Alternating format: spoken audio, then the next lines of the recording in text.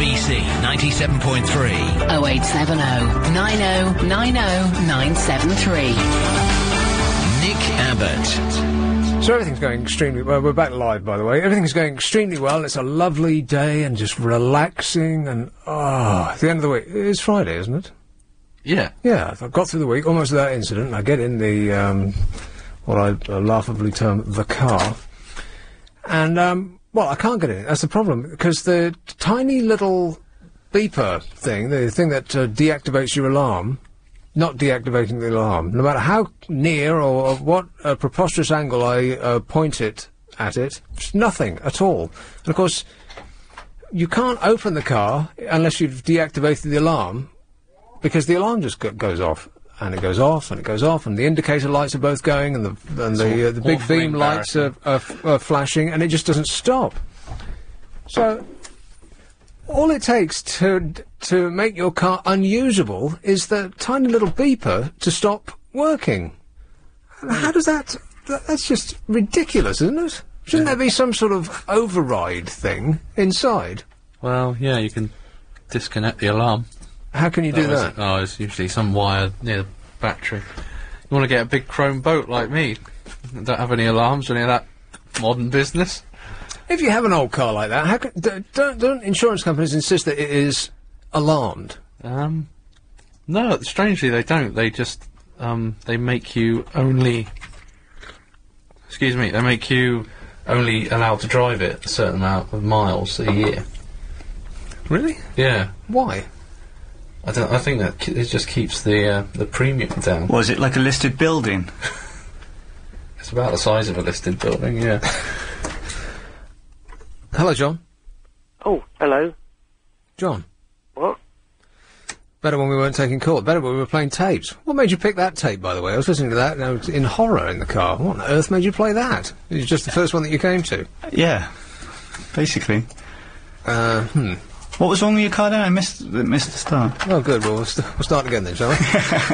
So I go down to open the car. Yeah. Everything having gone splendidly today, and the bleeper thing won't deactivate the alarm, which means that there's no way of getting in the car and going anywhere without you looking like Christmas, because the lights are flashing and the horn is going and you just can't do it. So your entire car is rendered useless because the little plastic clicker thing doesn't work. That's the thing. Well, I think that's absolutely ridiculous. Well, that's the thing, because they've made cars so computerised now that one little thing will have a knock-on effect of the rest of the vehicle. But this thing must cost pennies to replace, and because you carry it around with you all the time, it gets knocked about, right? Yeah. I mean, it's not the best constructed piece of kit that you've ever seen in your life. It's just a cheap piece of plastic rubbish with 2 buttons on it. But obviously you weren't taking care of it. Well, That's your car talking to you, but say, you don't take care of me, I'm not going anywhere. Yes. Well, I've got 2 of those cheap plastic things, and neither of them work, so it's something on the car itself, which worked perfectly well yesterday, but not today. It's just refusing to accept the signal, or whatever it is. I just find it extraordinary that your entire car is rendered useless because it won't accept the signal from a cheap plastic thing on a keyring. That's just amazing, isn't it? You should have one of those, like, little levers by the door, like an emergency handle to open the door. Yeah, or just some like buses keypad, do. like a keypad or something like that you can just punch a number in. I mean, they must be very cheap to produce, must be. Could you still actually physically open the car, though? Yeah, you can open the car, but then with the flashing lights and the whole... I mean, you can't drive along like that, can you? Yeah, I mean, sometimes, this would entail opening up the bonnet, though, and yeah, I can do finding that. the correct... Is that somewhere where you've never ventured? No, I've opened the bonnet because after a while I get bored of seeing that warning, washing fluid level low. I just can't be bothered with that sign anymore, so I, stick some in there. So I have opened the bonnet, yeah. Okay. But as for what the rest, everything else, apart from the washer fluid bottle is and does, I've got no idea. And neither, I doubt, was anybody else. Nope. Well, I used to just deactivate the alarm on my old car. It was just a key. It came with another little key, and you just turned it. Really? To shut it up, yeah, basically. Where's the use in that, then? Well, if you wanted to shut it up. Yeah, but if you were broken into and they stole that little key, they could just, nick your car and get away without the alarms going off. Yeah, Yeah, I guess that's Yeah. right. I'm just outraged that your entire car is unusable because of some malfunctioning cheap plastic thing on a keyring. I just cannot get my head around that. Seriously, I found a flashy car.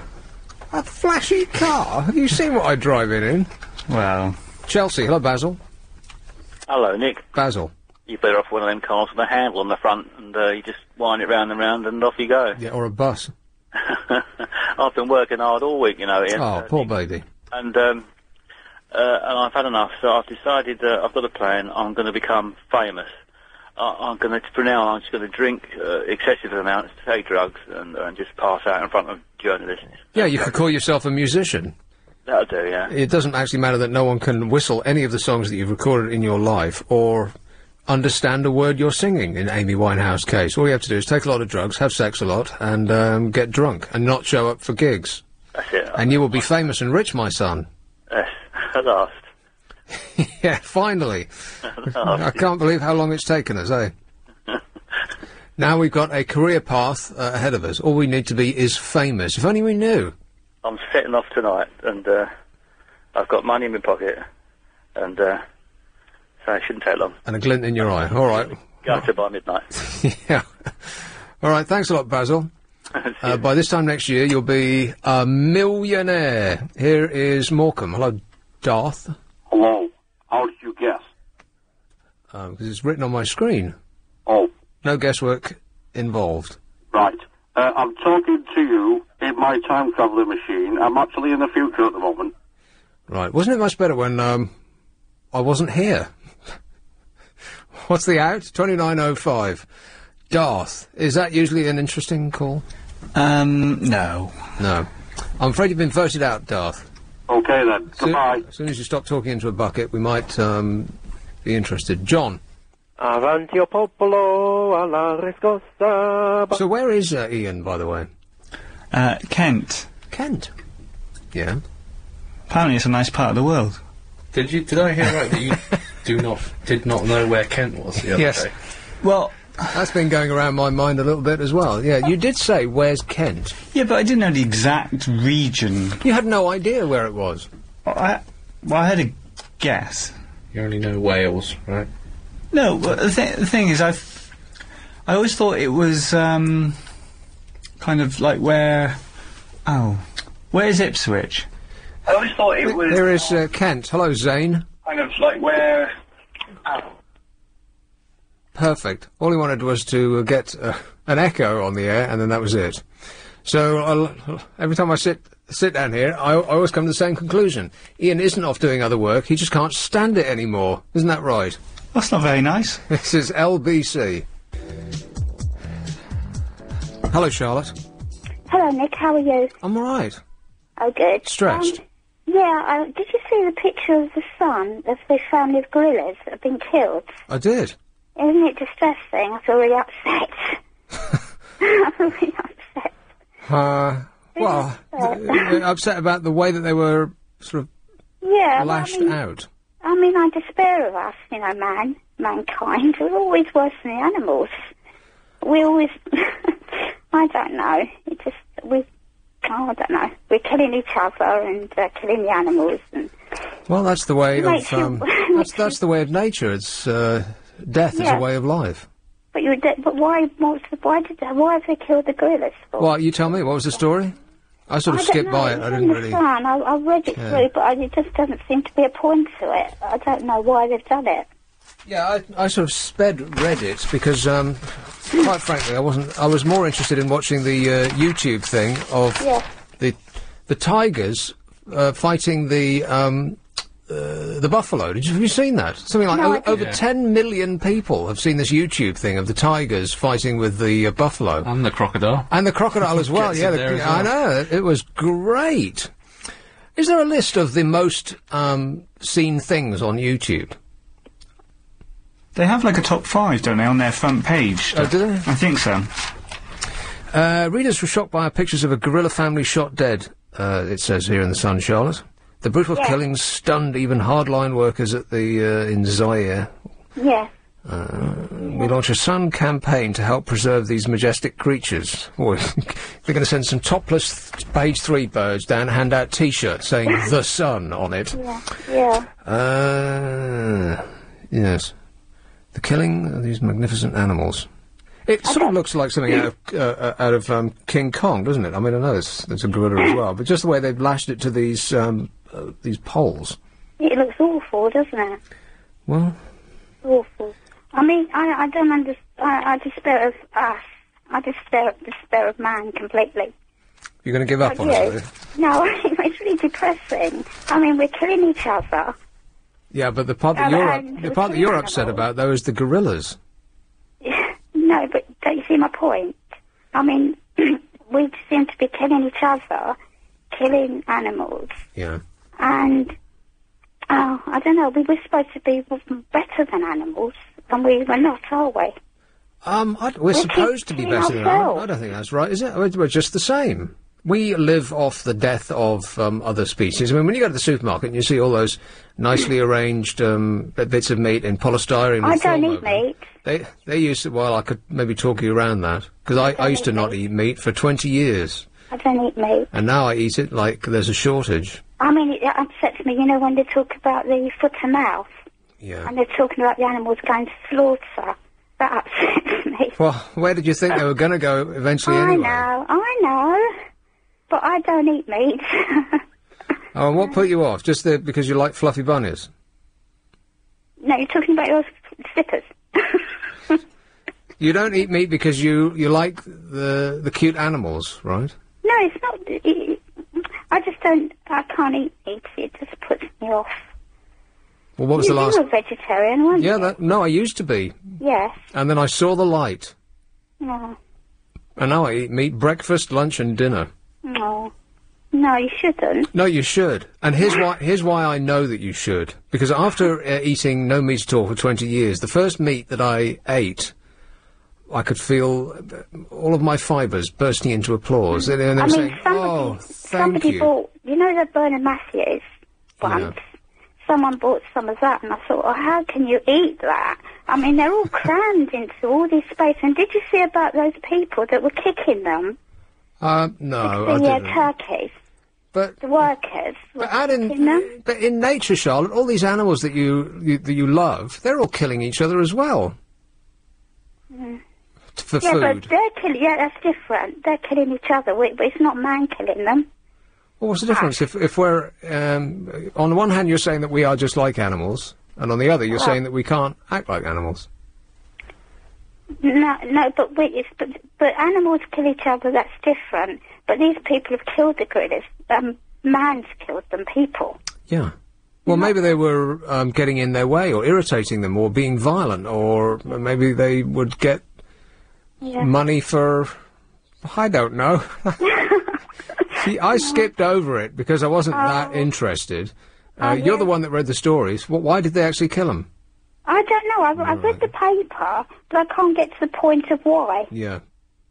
I thought it was just me, but maybe they don't know why. All right. No. Okay, well, listen, Charlotte, you're going to be all right? Yeah, I'm a bit depressed now. Yeah, well, cheer yourself up, dear. Go and have a beef burger or something. Oh, no. Think about it. Yeah. All right, thanks a lot. Bye. Here is Kensington. Hello, Joanne. Oh, hello, Nick. It's just about the gorilla story. Yeah. I think the last caller, I agree with her wholeheartedly what she said.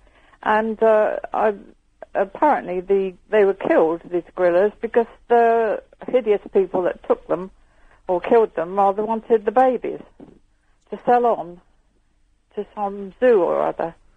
Right. And that was the story. So for money? Yeah, obviously, yeah. Well, that's usually the reason that we kill all of the animals that we kill. Yeah, well, no, it's not right, is it? I mean, people sell human babies for money. Oh, yeah, I know, but there are people helping people. I mean, someone's got to help the gorillas. I mean, it's not, you know, I don't approve of it, and I'm sure you don't, but you sound as if you do.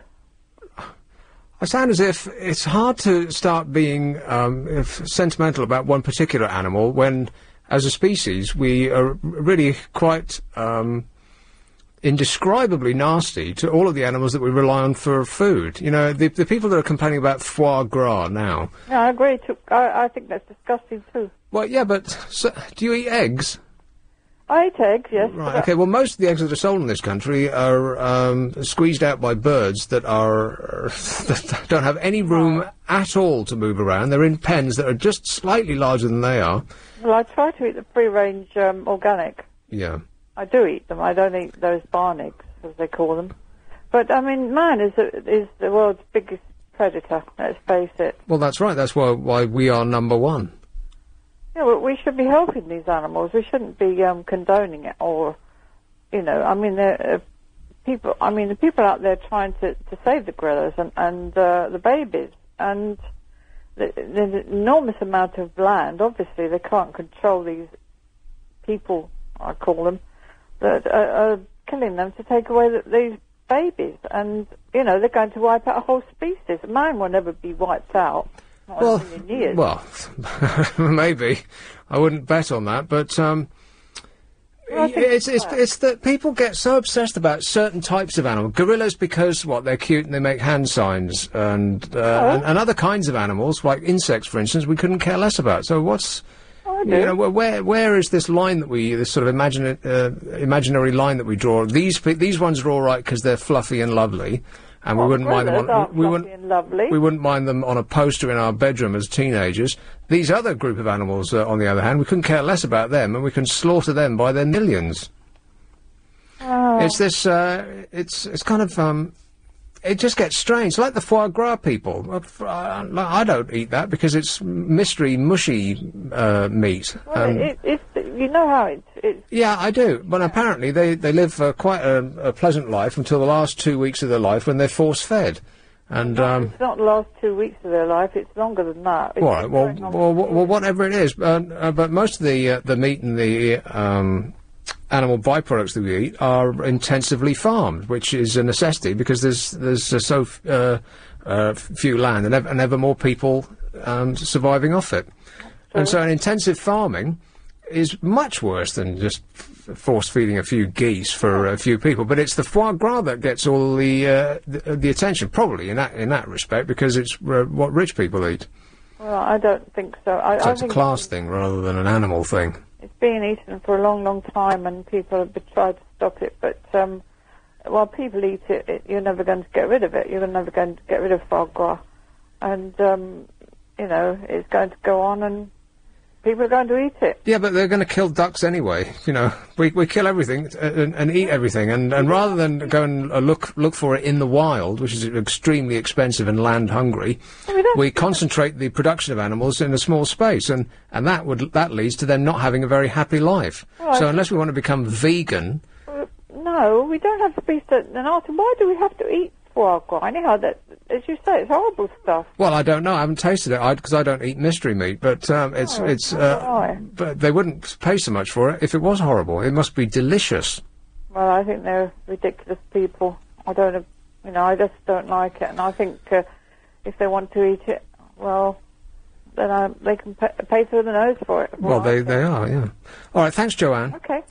But you know, when you start on an argument like this, you can't win at all because people have this right. Well, this animal species, we must protect these. These other ones couldn't care less about them because they're not lovely and haven't got a nice face. And I mean, nobody's going to protect the hyena, are they?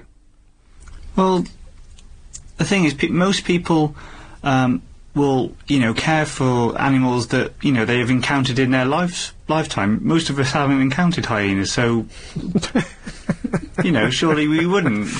Well, I don't encounter cows, but I don't feel strongly, you know, one way or the other. Well, have you never walked past a cow in a field? Or? Well, yes, but I haven't. But I wouldn't want to take it home and care for it. Yeah, but you've had an experience where you've been close to a cow. Well, yeah, passing one in a car, yeah. Yeah, so you are aware and, you know, have made up your mind of whether you care for the cow or not. I don't. Oh, okay, well, there you are then. But hyenas, because we don't have them here, apart from in zoos, you know, we don't really have an opinion on them. Because they're ugly. we don't care about them because they're ugly, like cockroaches. No one's going to save the cockroach. No one's going to save any kind of insects, and we pick and choose about birds as well. Bats. You're hard pressed to get the public sympathy for bats, but little robin redbreasts. I mean, they're pretty much the same sort of thing. They fly and eat insects. You know, one's cute, one's not. You'd want one on your Christmas card, but not the other. But we just pick and choose arbitrarily between the animals that we will stand up and fight for their rights to partay, and others when we would actually rather if they just quietly went away and died. We're like that with people as well, though, aren't we? Yeah, quite right too. Let's make a list.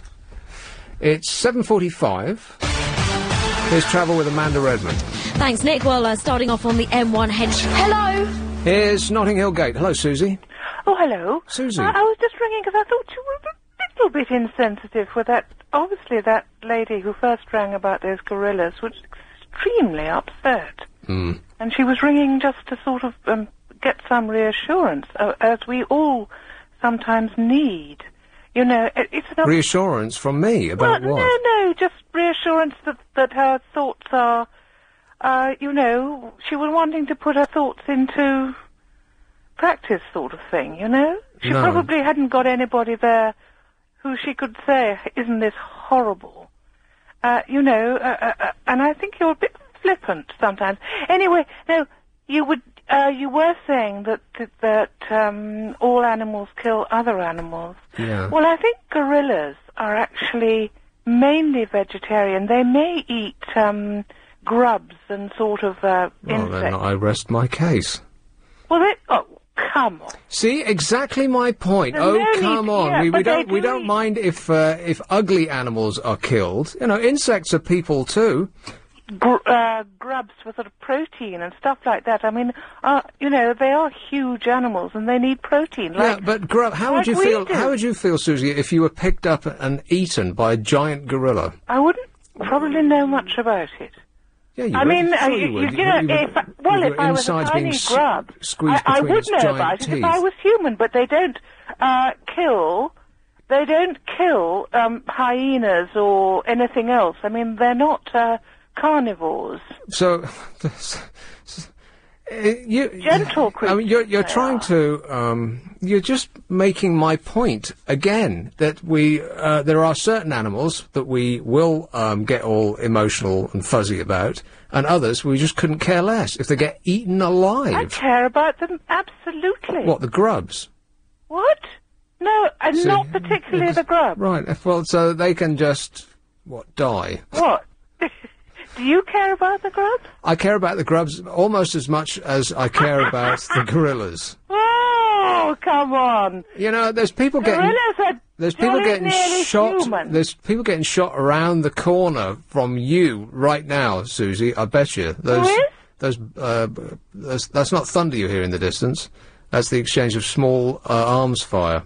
So be more concerned about what's happening, you know, to actual people near you.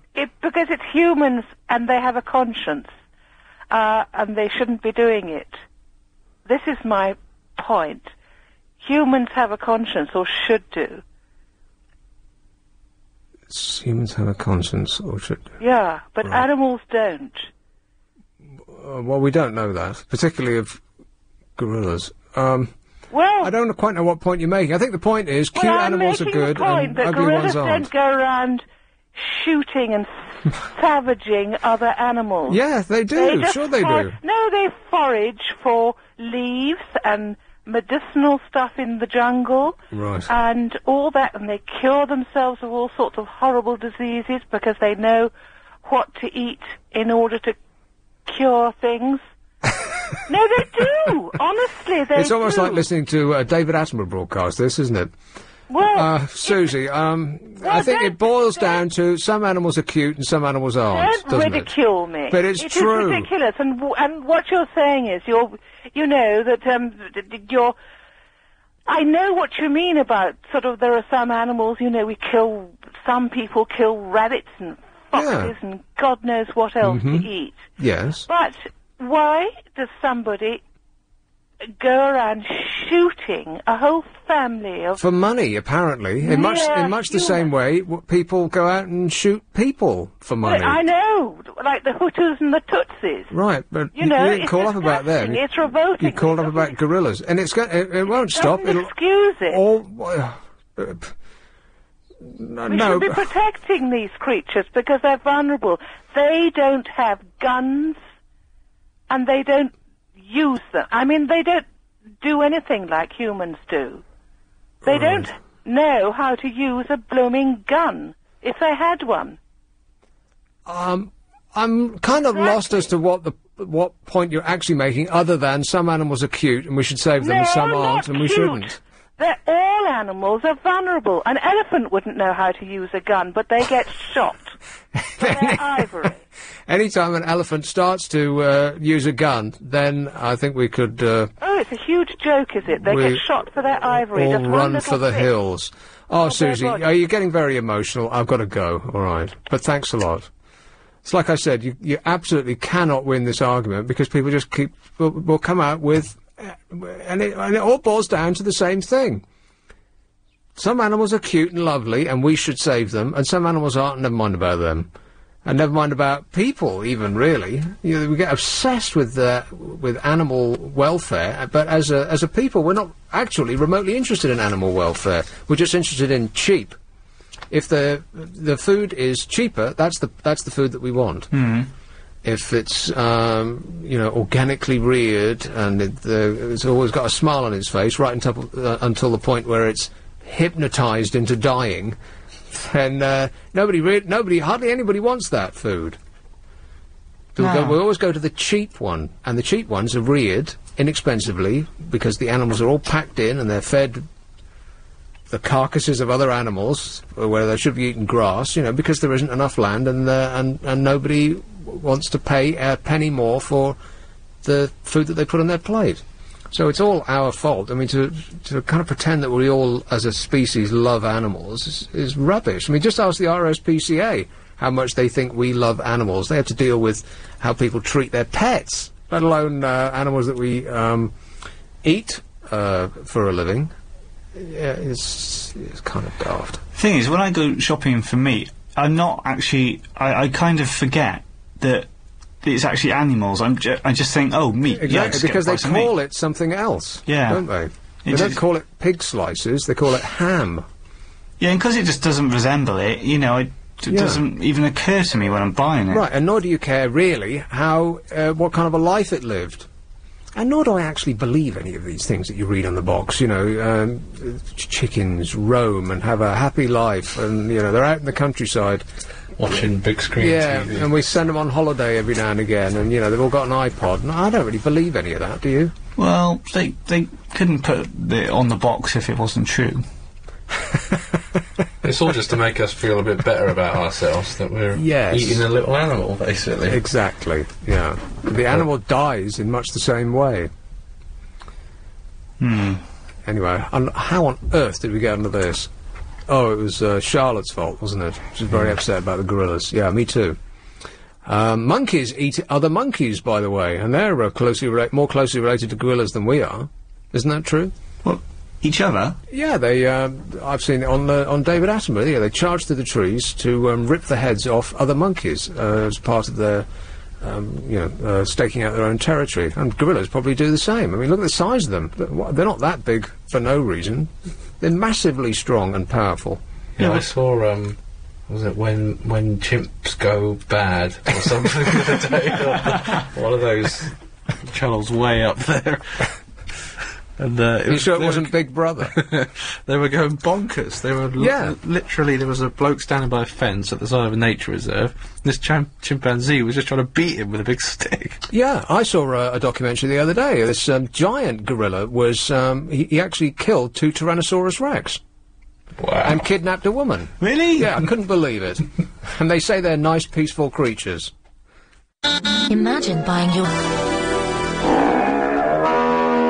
That is one happy cow, by the way.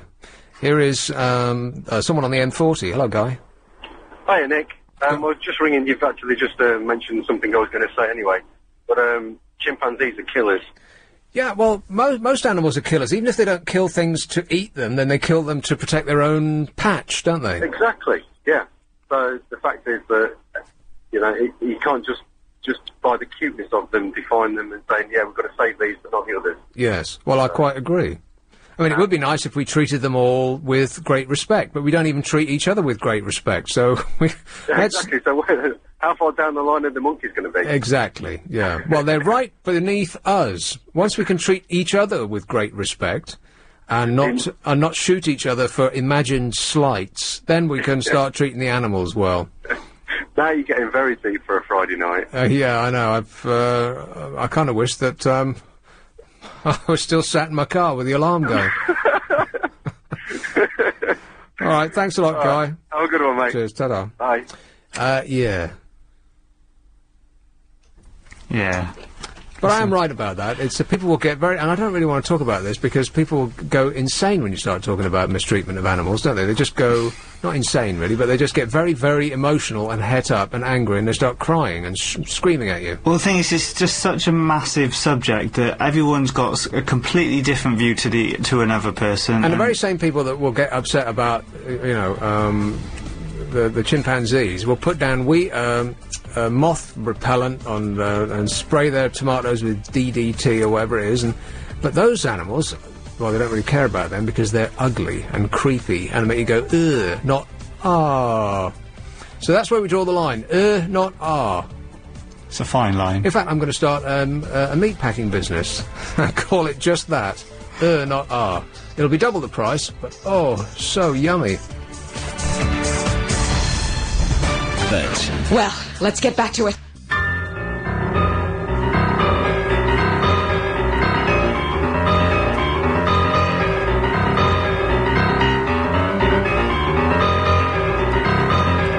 But Charlotte should, if she's still feeling very upset about this, she should go to YouTube, and click on that thing with the buffalo and the lions.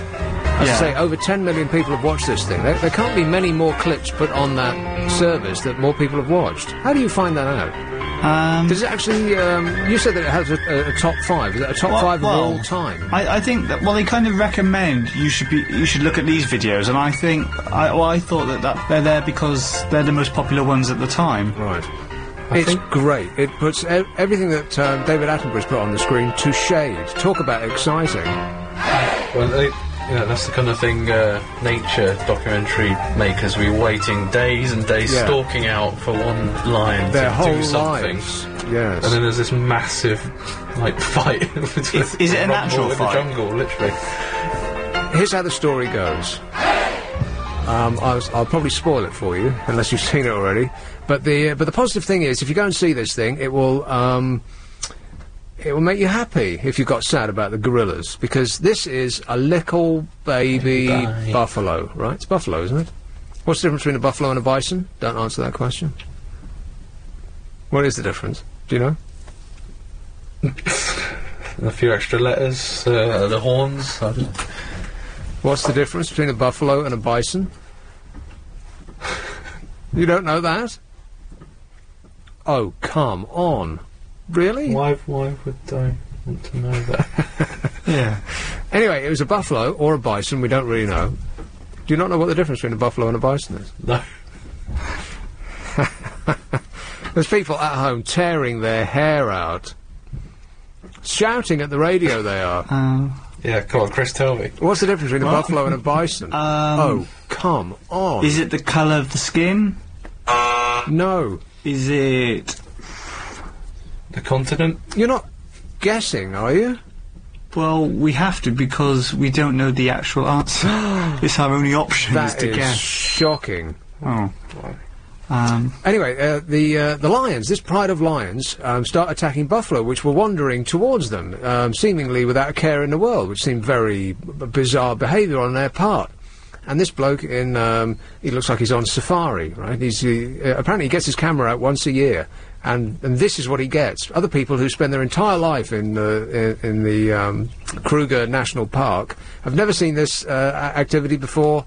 Ever, people who go out on these the BBC wildlife for things, they'll sit out there in a straw, underneath a straw mound for months, and they'll never see anything as exciting as this. And so the buffalo are wandering towards the lions, and you think, have they seen them? Do they not care? What's going on here? And then they're but feet away, and the lions spot them, and then they start chasing them, and they grab the poor little baby, and you're thinking, no.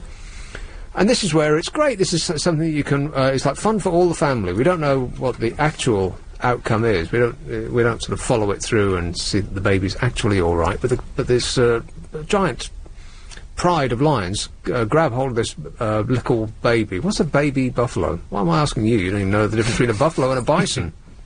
Let me see if this chap does. Hello?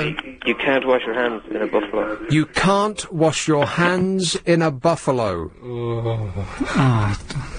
Can't believe you kept us going for...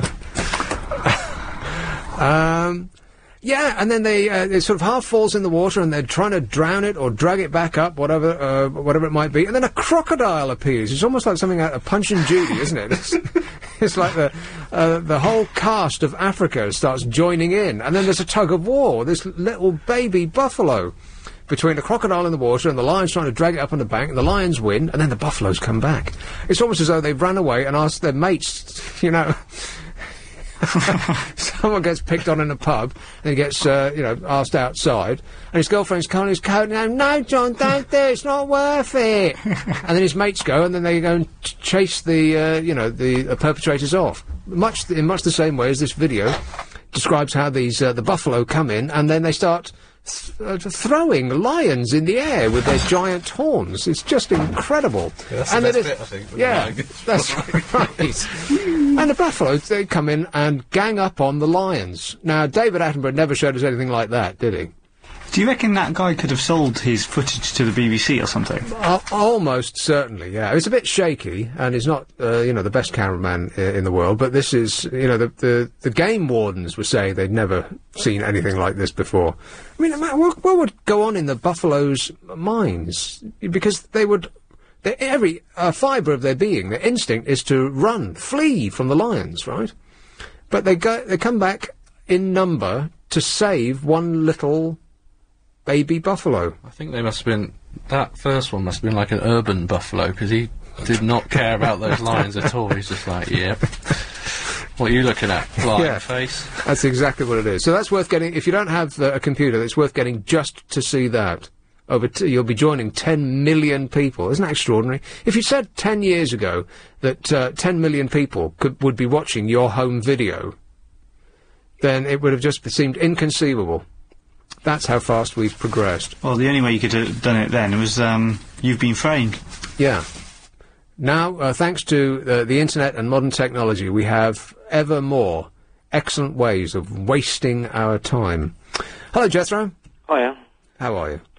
Yeah, all right. I'm just getting, human guilt syndrome developing very fast about my relationship with the animal world. Yeah, quite right. And also, my inherent relationship with the weather, because it's got. We were banging on a couple of weeks back about the possibility of Indian summers, that kind of thing. Yeah.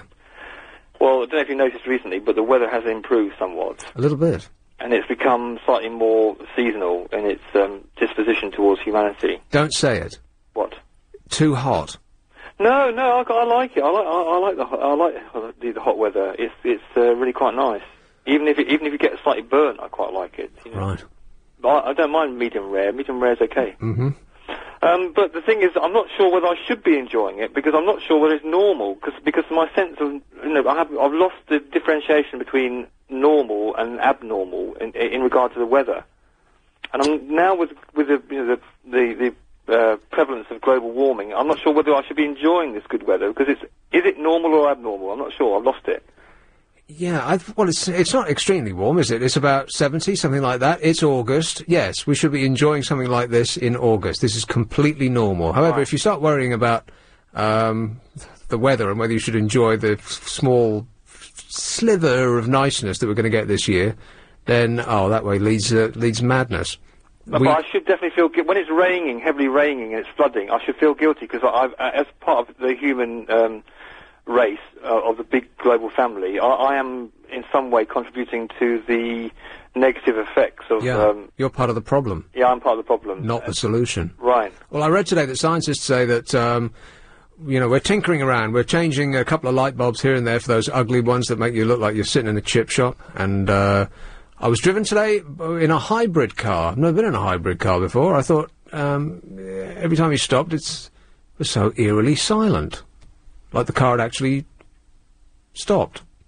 The engine. Why is it silent? Ceased to function. Does it run without an engine? Well, it's got two engines, and apparently from dust to dust, in other words, from the making of the car to pulling it apart at the end of its life, it's much less economically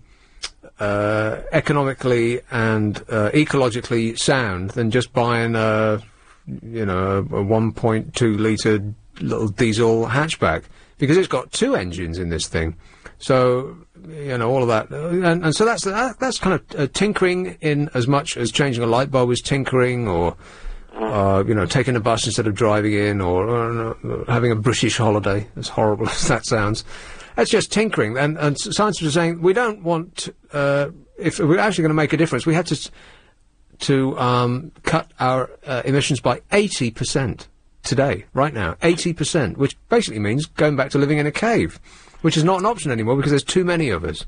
That's that's actually the problem. The big problem that nobody is addressing is not the power stations belching out gas into the air and etc. and so on, because that's going to, no matter what we do in this relatively insignificant country, going to make no difference, because India and China are coming right back, behind us, and they want their cars and their big fridges and their flat screen TVs just like we do.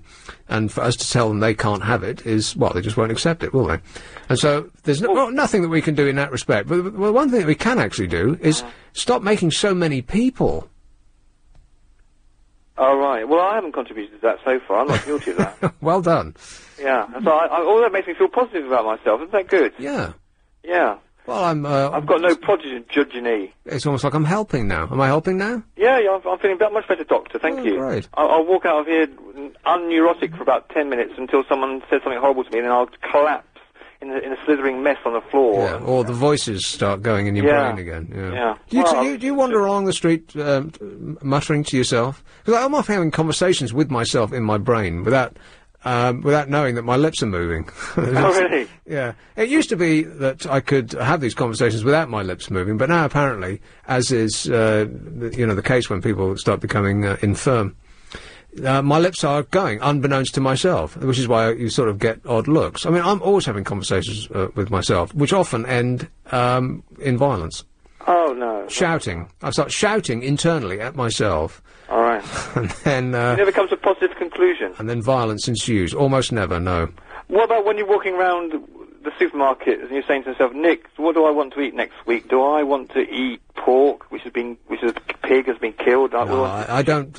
No thought required. I, like everybody else, just buys the same things over and over. Oh, you got an automatic? Yeah, which is why it's very annoying when supermarkets change where they put things, and they do that because everybody does buy things on automatic. Suddenly, the sliced meat section is where the yogurts used to be. And they do that to make you think and buy new things. They? That's why they're evil, yeah. Oh, I didn't know they did that. Oh, it's not because they'd rearranged the shop because it might look nicer or neater or... No, it's because everyone goes into a supermarket like a robot and just buys exactly what they bought last time. So if they change things around, then you start to see things that you would ordinarily just pass by. Isn't that interesting? Yeah. Well, I think the other sad thing about supermarkets is you never know who's going to be in there. In the small sort of family-run shop around your local neighbourhood, you used to be able to go in there and you'd always know there'd be someone, the person would be on. But you go to the supermarkets and their staff are changing all the time, aren't they? Well, who cares? You're not going to talk to them, are you? Here, listen, I'm past a break. I've got to go. Okay, bye. Cheers. It's 8:16. Here's Travel Now with Will Gowing. Thanks very much. 2 lanes are blocked with a broken... What are we doing? Greenwich. Hello, John. Oh, hello, Nick. John. Hello. I've just bought a smartphone about a month ago, but I wasn't told in the shop that you get cut off when you use so many, gigabytes or whatever it is. You're only allowed so much, it's called. Forgive me for being ignorant. What is a smartphone? Well, Well, the phone that you can access the internet with, you know. Is that it?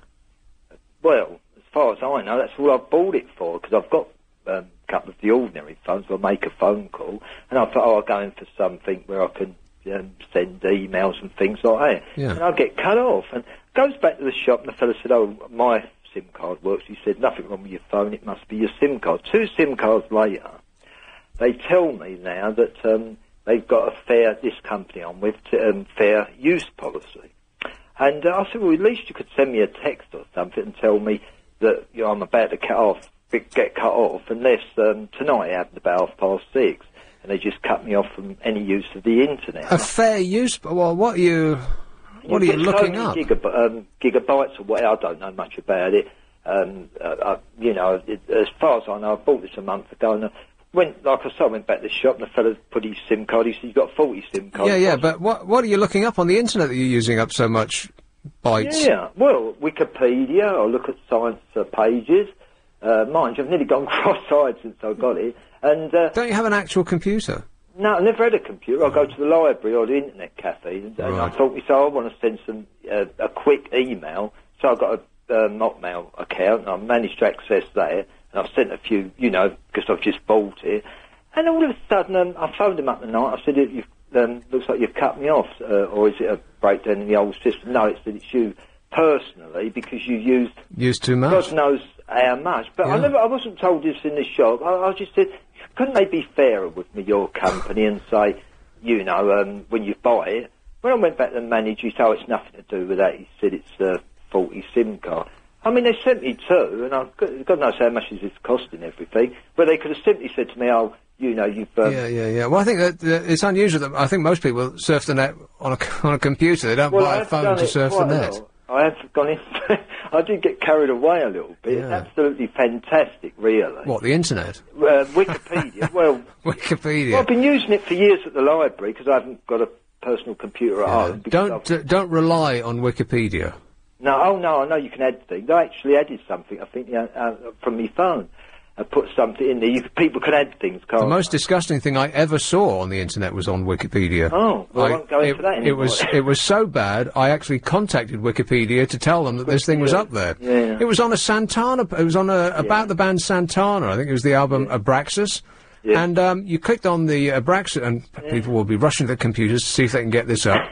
I hope it's not still up there. No. And it's one of those pictures where you have it, and you as soon as you see it, you cannot get rid of that image, right? Oh. That's happened to me a couple of times. For Wikipedia, I was going into it. It's good because I like looking up science things, right? Oh yeah. So I go into it, and you know, looking up this, that, and the other. Right. Buy yourself a computer, John. The screen's bigger. Yeah, I know. Well, like I say, I do go. You know, we've got good access around here and to things, but I just really bought it to go into me emails or something like that, and send an email, something like that off. But, okay, stop waggling your thumbs at the internet. Yeah, I know, but I just thought it'd be a good idea if these were fairer with people, and just so when you went and bought a £150 phone, that they say to you, well, don't forget we practice a fair use policy, and if you step the mark, you get cut off. All right. Okay, thanks, John. I've got to go, mate. All right, cheers, mate. If you read the small print, the small print that comes with the phone, right at the end it says... Stop whining! Here is, Electric Parade. Hello, Tallulah. Hello, you. Hey, you. Hey. Have you been waggling your thumbs at the internet lately? I wished. If I had it. I don't have it, still don't have it.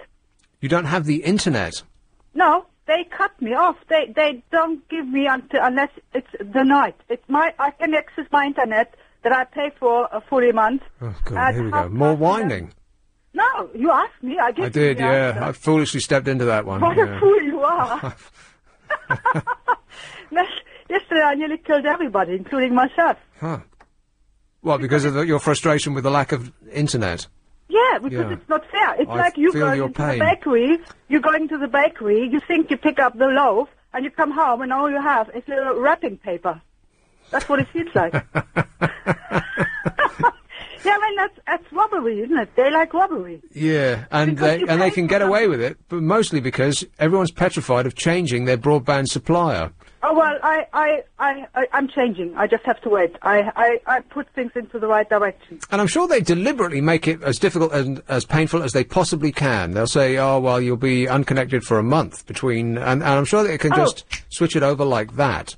Yeah, tell me about it. Because a year ago I decided not to have a telephone anymore, the landline, because I didn't use it. What? I didn't use it. So I decided, because of the callers, they got on my nerves. I thought, well, this line is just for you there, idiots. I'm not going to have it anymore. And I just thought, just pure checking out, am I dependent? Yeah? So I just checked I just cancelled the landline. And you know what? Still a half a year later, I told the company, do you know what? I have cancelled half a year ago, and they still sent me bills with made-up numbers. Hang on a minute. How can you get the internet without a landline? Because I have got cable. There is always an answer. There is always an answer, especially with me. Because I'm not sleeping, but I'm getting a landline back because I'm going to have interviews in America and so on, and they asked for landline, and I will need it for the new provider. Right. Tallulah is a rock chick. Sister to Michael Schenker, rock god, and she's in her own band, and yeah, Viva. And you're doing very well, right? Yeah, excellent. And I'm getting loads of interviews because a guy who's what I think is music director or something like this, he's buying in things to get to radio stations so they have people to interview. Right, I've got no idea what that means, but the best of luck with it, all right. Well, can I say something? Go ahead.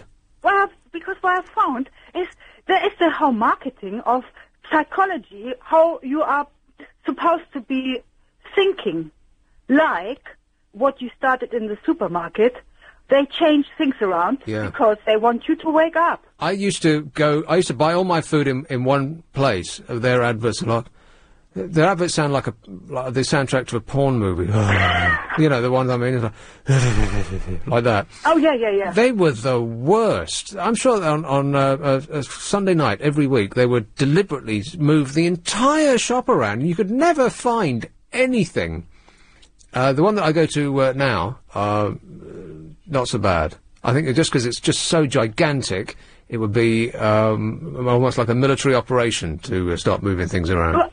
But imagine when those people get educated, yeah? They sit in the classroom, and then there's this guy there, the teacher or whatever, the lecturer, and he says, you know, those people out there, they are pretty daft.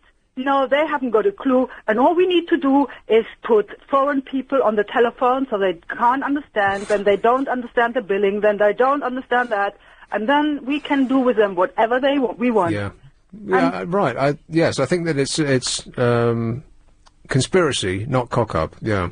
Yeah. Anyway, Tallulah, I feel your pain, and thanks for... I hate those people! Okay, I gotta go. Thanks a lot.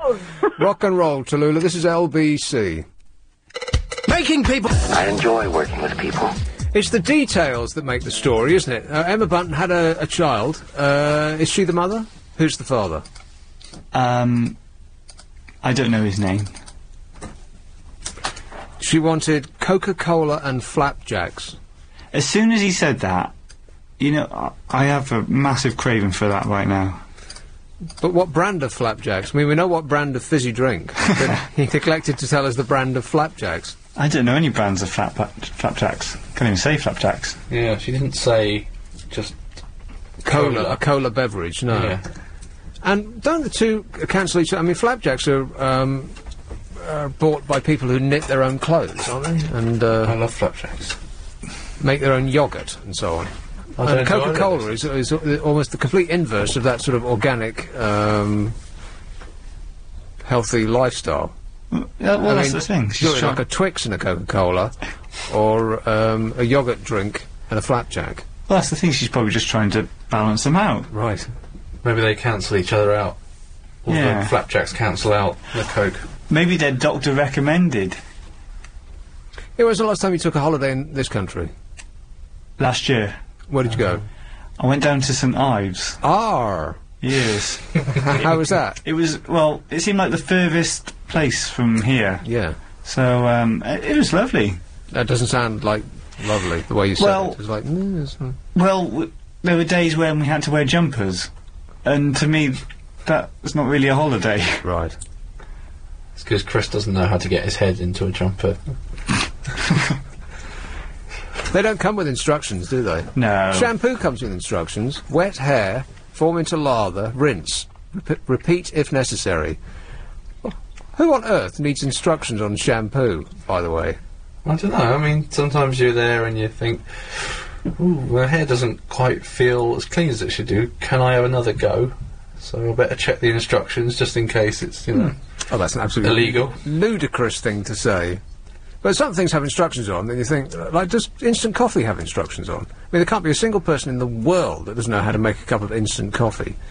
Well, it tells you how to pierce that, like, gold foil at the top, doesn't it? How? Well, it just... tells you how to do it. Well, yeah, it says, like, pierce foil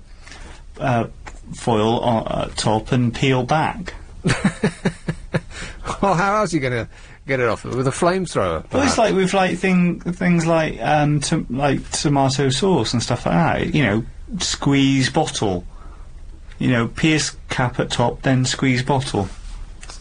Squeeze what, as opposed to trying to get the tomato sauce out by a mind meld? Oh, yeah, this is if you've got a squeezy bottle, by the way. Have you ever got one of those bottles and been squeezing for ages before realising it has a foil top that you have to pierce first? Because they're saying... me? Yeah, it's just you. Because they're saying that you should take a holiday in this country for many and various different reasons. That it's kinder to the environment, and you won't get your suitcase lost because you'll have it in the car with you.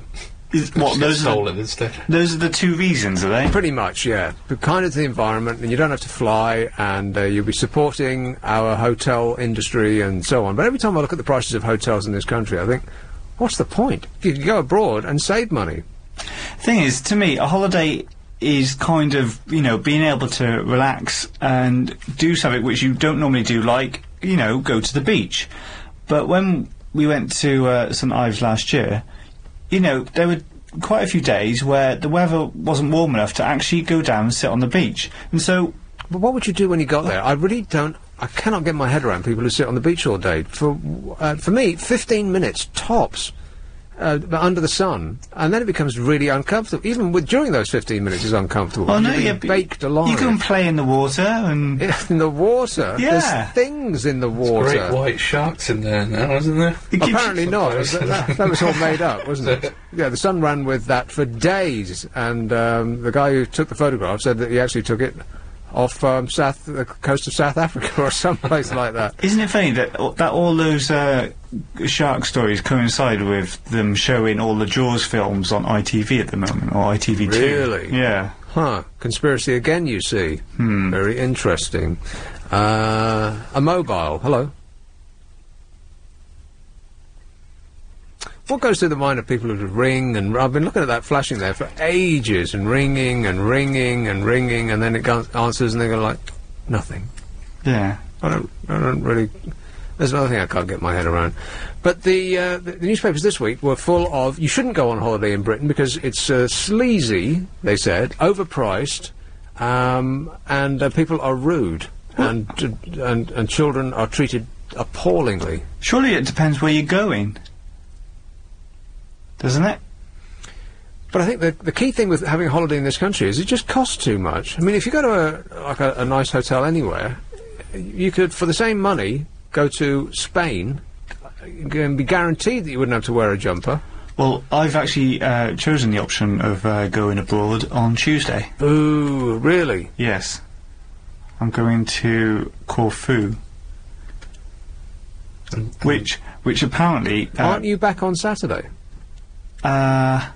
No. I'm in this Saturday. Yeah. Yeah. Oh, I see, right, yeah, okay.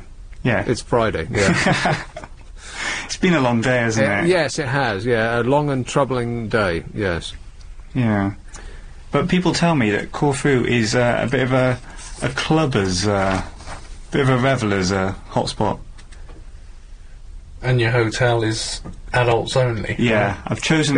Yeah, I've chosen... Yeah, in the brochure, it says adults only in a big, massive, like... star on on the picture. Well, of that the could be hotel. good or bad. I mean, you won't be kept up all night with screaming kids. Yeah, but we'll what be kind kept up by screaming adults. Yeah, what kind of adults only? Is it like Club 18? No, it's not Club 18, but it's just said adults only. Right. I find that a little bit suspicious, don't you? Well, we didn't know until we booked it. Right, so you're going to be packing your suitcase. Here's one thing that I heard that somebody did, which makes absolutely perfect sense to me. I think BA are going to be charging you £120 or something for every extra suitcase you put in the hold on long-haul flights. How much would it cost to FedEx your luggage to your hotel? That's a good idea, in advance, like 2 weeks in advance. Because they're not going to lose it, are they? As long as You'll be able to track it, so you'll know when it arrives. You could just call the hotel ahead of time and say there's... all my luggage is going to be arriving there. I mean, all hotels will be able to take it in for you, put it in the back, and then you could just waltz off the plane like you're a star, breeze through baggage claim because there's nothing for you to claim, and know with confidence that your luggage will be there, unpacked probably by the time you get there. Wouldn't that be great? All out of cardboard boxes. Well, you could actually send it in a cardboard box. Exactly. I was thinking you'd send it in a suitcase, but you could just pack it in a box and send you. Yeah, wouldn't that be? What a great idea! How much would that cost? I'm keen to find out. Hi, Louise. Hi, Nick. How are you? I'm good, thank you. You? Yeah. Good. Hey, do you know what? With all this weather we've been having, all the rubbish weather, I feel like it might be warmer in like autumn and winter, because I think it's been really, really hot this week. Like, it should be hot in June, July, like it has been this week. I'm a little lost. Let me see if I've got what you're saying so far. You're saying it's hot now? Yeah. It should have been it should have been this hot in June and July. Yeah. Right, So and... it's been hotter than what it usually should be, I think, for August. No. So maybe we're going to get a warmer autumn or winter to make up for the rubbish weather. Oh, yeah, because it's all swings and roundabouts. Yeah, that's right. Yeah. I very much doubt it. Yeah, but that'd be good. I think it's been nice weather. Well, I'm not ready for autumn. That's a certainty. I mean, I haven't actually. I don't feel like I've had a summer. Well, neither do any of us really. A summer at all. And autumn. The fact that the trees are starting to turn and drop leaves now, and the conkers are falling. I'm just not ready for that. It's just too depressing. No, I know. It was lovely today. I'm going to Egypt soon anyway, so... Going to Egypt? Yeah. Going for a cruise on the Nile. Oh, yeah. And then to a hotel with my mum and dad. On those discount holiday places, the ones that are always the most discounted are Egypt. I know. I think people just don't want to go there. I'm scared of going there because there's bugs and everything. But... Because there's drugs and everything. Is that what you just said? Bugs. Huh? Oh, bugs. Oh, bugs. Yeah. Bugs.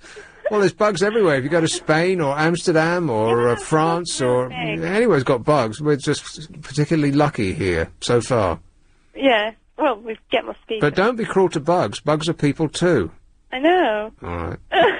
Hey, do you know what? I brought a box of chocolates once, and on the bottom it said, "Do not read whilst box is open." On the bottom of the box. Right. That's just like a stupid instruction. Yeah, it is. Yeah. Thanks for that, Louise.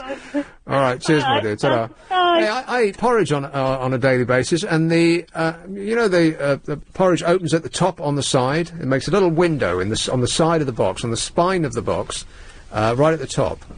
The instructions for making the porridge are on the reverse side, which, and I've done this several times, so you open the thing to pour the porridge out, and then you're... So you've got a little door, a little flap. And then you turn the box around and lean it towards you to read the instructions, and the porridge is all over the floor.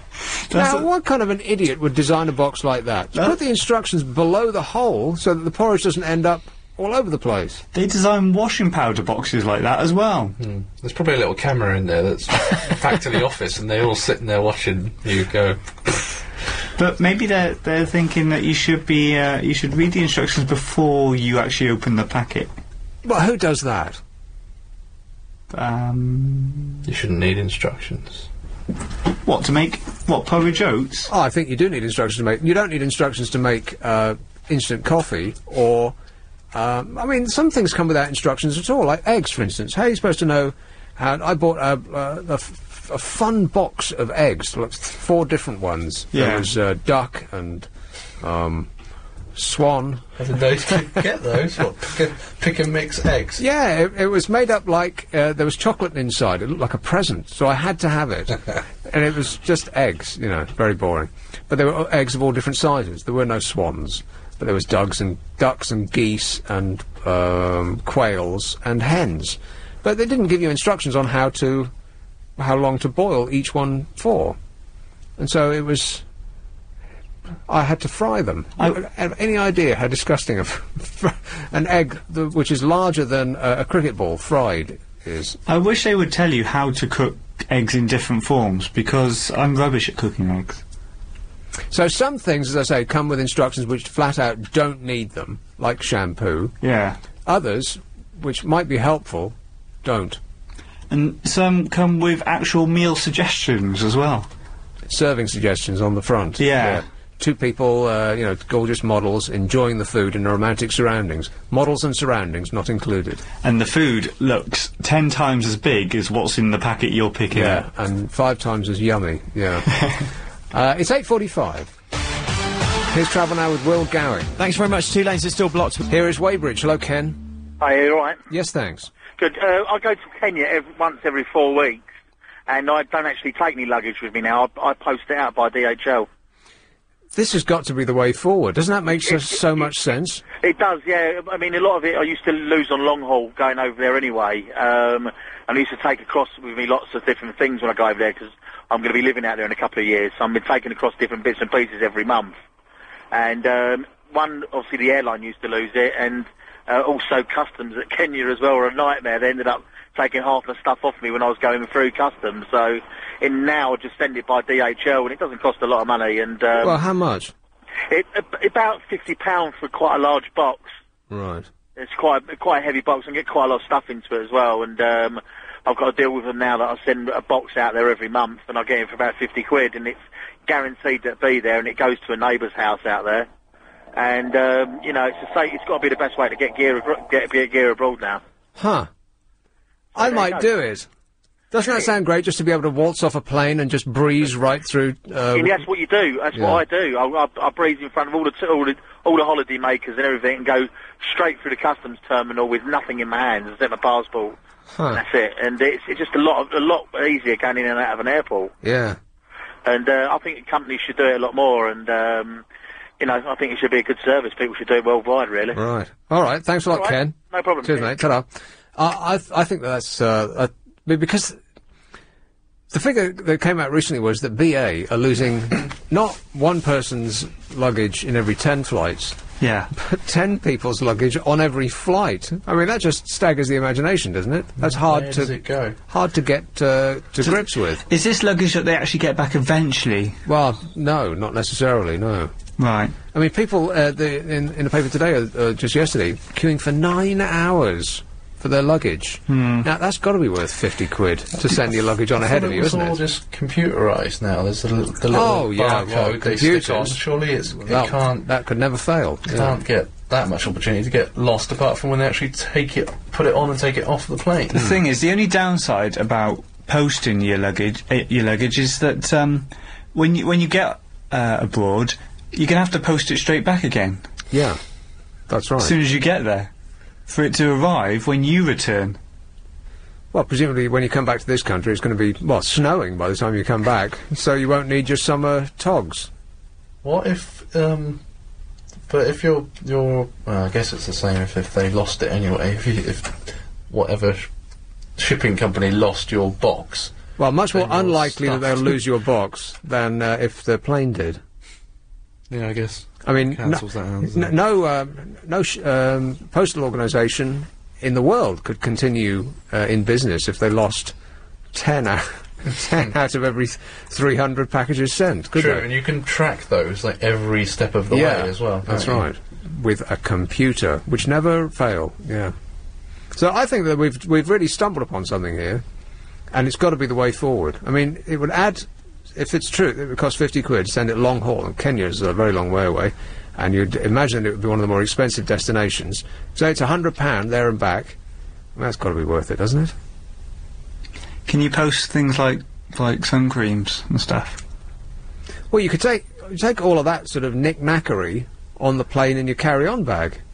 But all the, the heavy things, the jeans and T-shirts and all of that jazz. You still allowed to take liquids on board now? Yeah, but they have to be in a freezer bag, apparently. I mean, apparently we're the only country in the world that insists that you can only take one bag on the plane. Really? Yeah, the only country in the world. Well, I'm probably flying to America next month, and I haven't flown for about a year and a half now, and I have no idea what all the new rules and regulations are. I'm worried if I should bother taking anything to the airport. Because they're going to turn you around as soon as you get there. Yeah, I'd have a shave before you do. Here is Isle of Man. Hello, Chris. Hello, Nick. How are you? All right, thanks. Good. You're doing very well, but I've discovered a fatal flaw in one of your arguments. Yeah. You were talking about holidays in the British Isles. Hmm. Yeah, you should come to the Isle of Man. There is a fatal flaw, because the Isle of Man has bigger sharks than they have in St Ives. I don't think they have any sharks in St Ives. Wasn't that all of... Well, I don't know. Depends who you talk to. They do have basking sharks in St Ives. Oh, yeah. Yeah, we've got basking sharks here, you see. Basking sharks eat the slimy things that nobody wants to save. Krill or whatever they're called. Or Yeah. something. Yeah. So you should come here, really, because the basking sharks are the things that you could eat now that you're a reformed vegetarian. Right. I I don't don't think I could eat a whole one. No, and neither could I. I don't know what they taste like. Bit like chicken? Bound to be a bit like chicken, I would have thought. All right, go ahead and sell the Isle of Man to me. What's the... Well, you should come to the Isle of Man because, well, you were saying earlier that you can't understand why people go on holiday in the British Isles because you wouldn't want to go in the sea for more than 15 minutes. Well, no, that's not the reason. The reason is the cost of the thing. I mean, if you look at the cost of staying in a decent hotel in this country, it's astronomical. But you see, you don't have to worry about airlines because you can come on the boat. Right. So you can carry your luggage in your car. Mm-hmm. So you wouldn't lose your luggage. That is one area of transport that no tree-hugging type actually talks about at all, is ferries. Well, not ferries specifically, but just boats in general, because most of the goods that we consume come on boats, not planes. Yeah, well, the Isle of Man survives really on the boats. Yeah. Because if we have bad weather and the airport's closed, then we have to survive on the ferries. Right. Well, what's to do on the Isle of Man? Walking, bird watching, basking shark watching, seals. You're not really selling this to me. Well, depends what you want to do. If you want to sit in a pub all day, we've got great pubs. Right. Scenery, you must have a lot of that. Fantastic scenery. Yeah. Coastline. Great coastline, yeah, which you don't have in central London. It's nearby. It's nearby. The weather's... about the same as you've got. And that's where we come unstuck, isn't it? Because if you're going to have a holiday, we really don't get that much holiday to enjoy. Well, we've had a lot more sun than you have. And we don't have a drought. We don't have water shortages. We have plenty of accommodation, plenty of blue-chip businesses, lots of money here. Huh. Okay, well, maybe a day trip. I don't know if I could spend 2 weeks there. I'll come and go in a day. How's that? Okay. All right. Well, I'll hold you to that. Thanks a lot, Chris. Cheers. Cheers, mate. Ta-da. LBC. Gordon Brown, this is why I started talking about taking a holiday in this country. Gordon Brown, of course, has been busy wrapping himself in the flag and very publicly taking a holiday in this country, whereas his predecessor used to nip off to Cliff's place. Yeah, he went down to my mum's, I think. What? He was in Dorset.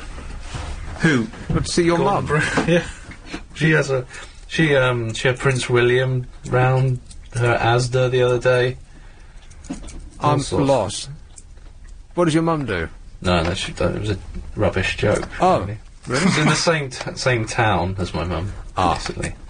Gordon Brown avoided the chaos of airports and headed to his holiday retreat in the UK just recently. He visited the venue for the 2012 Olympic sailing events in Dorset before starting a family break in that county. Prime Minister described Britain as the best place in the world to go on holiday, which I think is over-egging the pudding a bit. He's a bit biased, isn't he? well, I don't believe that he thinks that at all. I mean, that just implies that you haven't been anywhere else on holiday. Yeah. I mean, that's... Well, he's not going to go and say... Where rubbish go somewhere else. Yeah, but... No, quite, but he could say that it's an excellent place and where there's many and various different things to do, but not the best place in the world to go on holiday. Other countries are available. Yeah, because no one's going to believe anything else that he says, are they? No. He could say that it's great, and there, you know, you could go up to Blackpool for a quick kiss and a ride on the roller coaster, and you can wander around in nappies with a load of other people who are on a stag night. Maybe, Or you could go yomping on the coasts of Cornwall, or, you know, anything in between. But not the best place in the world. That's a silly thing to say. Well, maybe he just wants to instill some pride in the country again. Yeah, but it is going over the top a bit. He said, moan. He said, I've been holidaying in parts of Britain for the past 4 years. Not only is it the best place in the world to have a holiday, in 2012 it will send a signal to the world that we are a great sporting nation. Well, that's just silly piled on ludicrous, really, isn't it? Because we're hosting the Olympics, we will be a great sporting nation. No, we're not. Nah. Our sports include scanning the aisles of supermarkets for low-fat crisps. You got gold in that, haven't you? And finding diet cake. You know, I think those are our sporting prowesses. But we're not sporting. We don't even like the outside, do we? We'd rather avoid it. You never get to go out in it. Yes. So, yeah, I think nice try, Gordon, but no sale. I'm listening, dear. You can talk to me.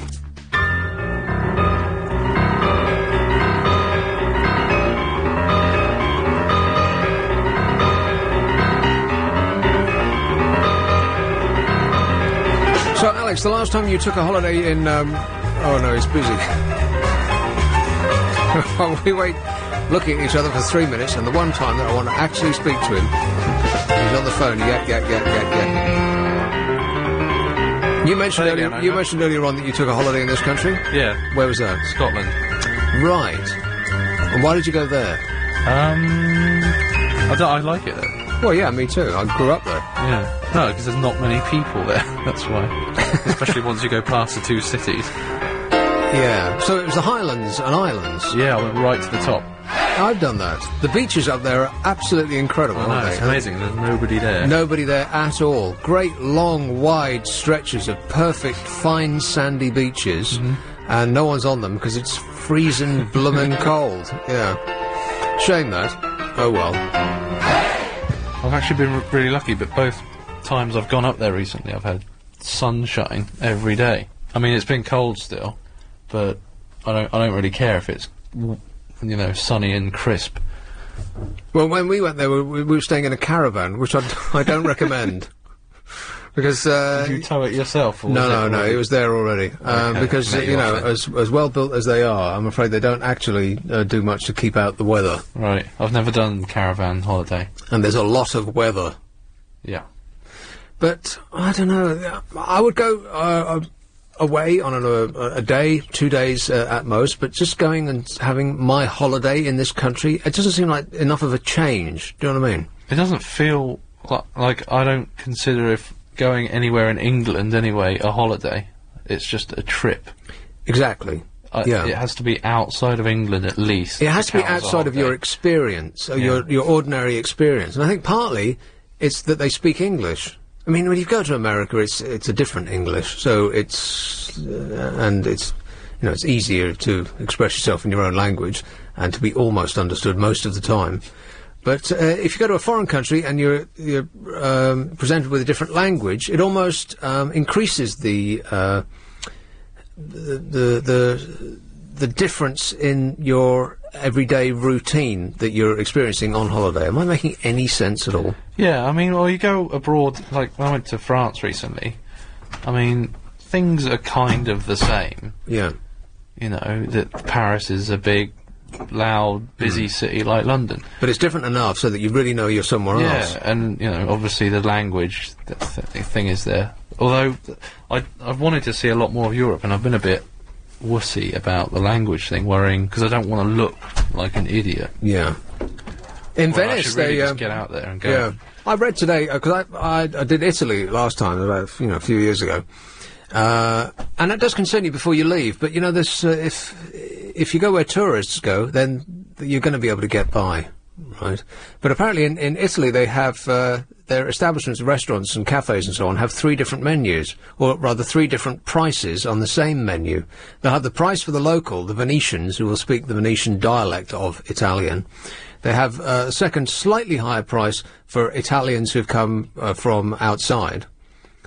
And a third, much higher price for everybody else that's in Venice. So 90% of the people in Venice at any one time are tourists. You can spend a week in Venice and hardly see any Italian people at all. Really? Everyone should go. The Venetians will hate you for it, but it is the most incredible place I've ever been. It's like taking a holiday in a painting. Thing is, people, you don't want to stay in this country because, everything is too familiar. Yes, exactly what I was saying when you were out making some tea. Yeah, you're quite right. Everything is too familiar. It's not enough of a change. And it's too expensive. I don't really understand how anybody could justify having a holiday in this country as opposed to going to Spain, because Spain is the nearest place where you can pretty much guarantee great weather when you go there, right? Yeah. Whereas in this country, if you'd taken a holiday, if you'd booked your holiday in January to Cornwall, for instance, in July, you would quite reasonably expect the weather to be great. It was awful. You would have wasted your entire holiday for the year by not going to Spain, and you could probably save money by getting on a plane and going to stay in a hotel in the south of Spain than if you just got on a bus and went to a similar hotel in this country.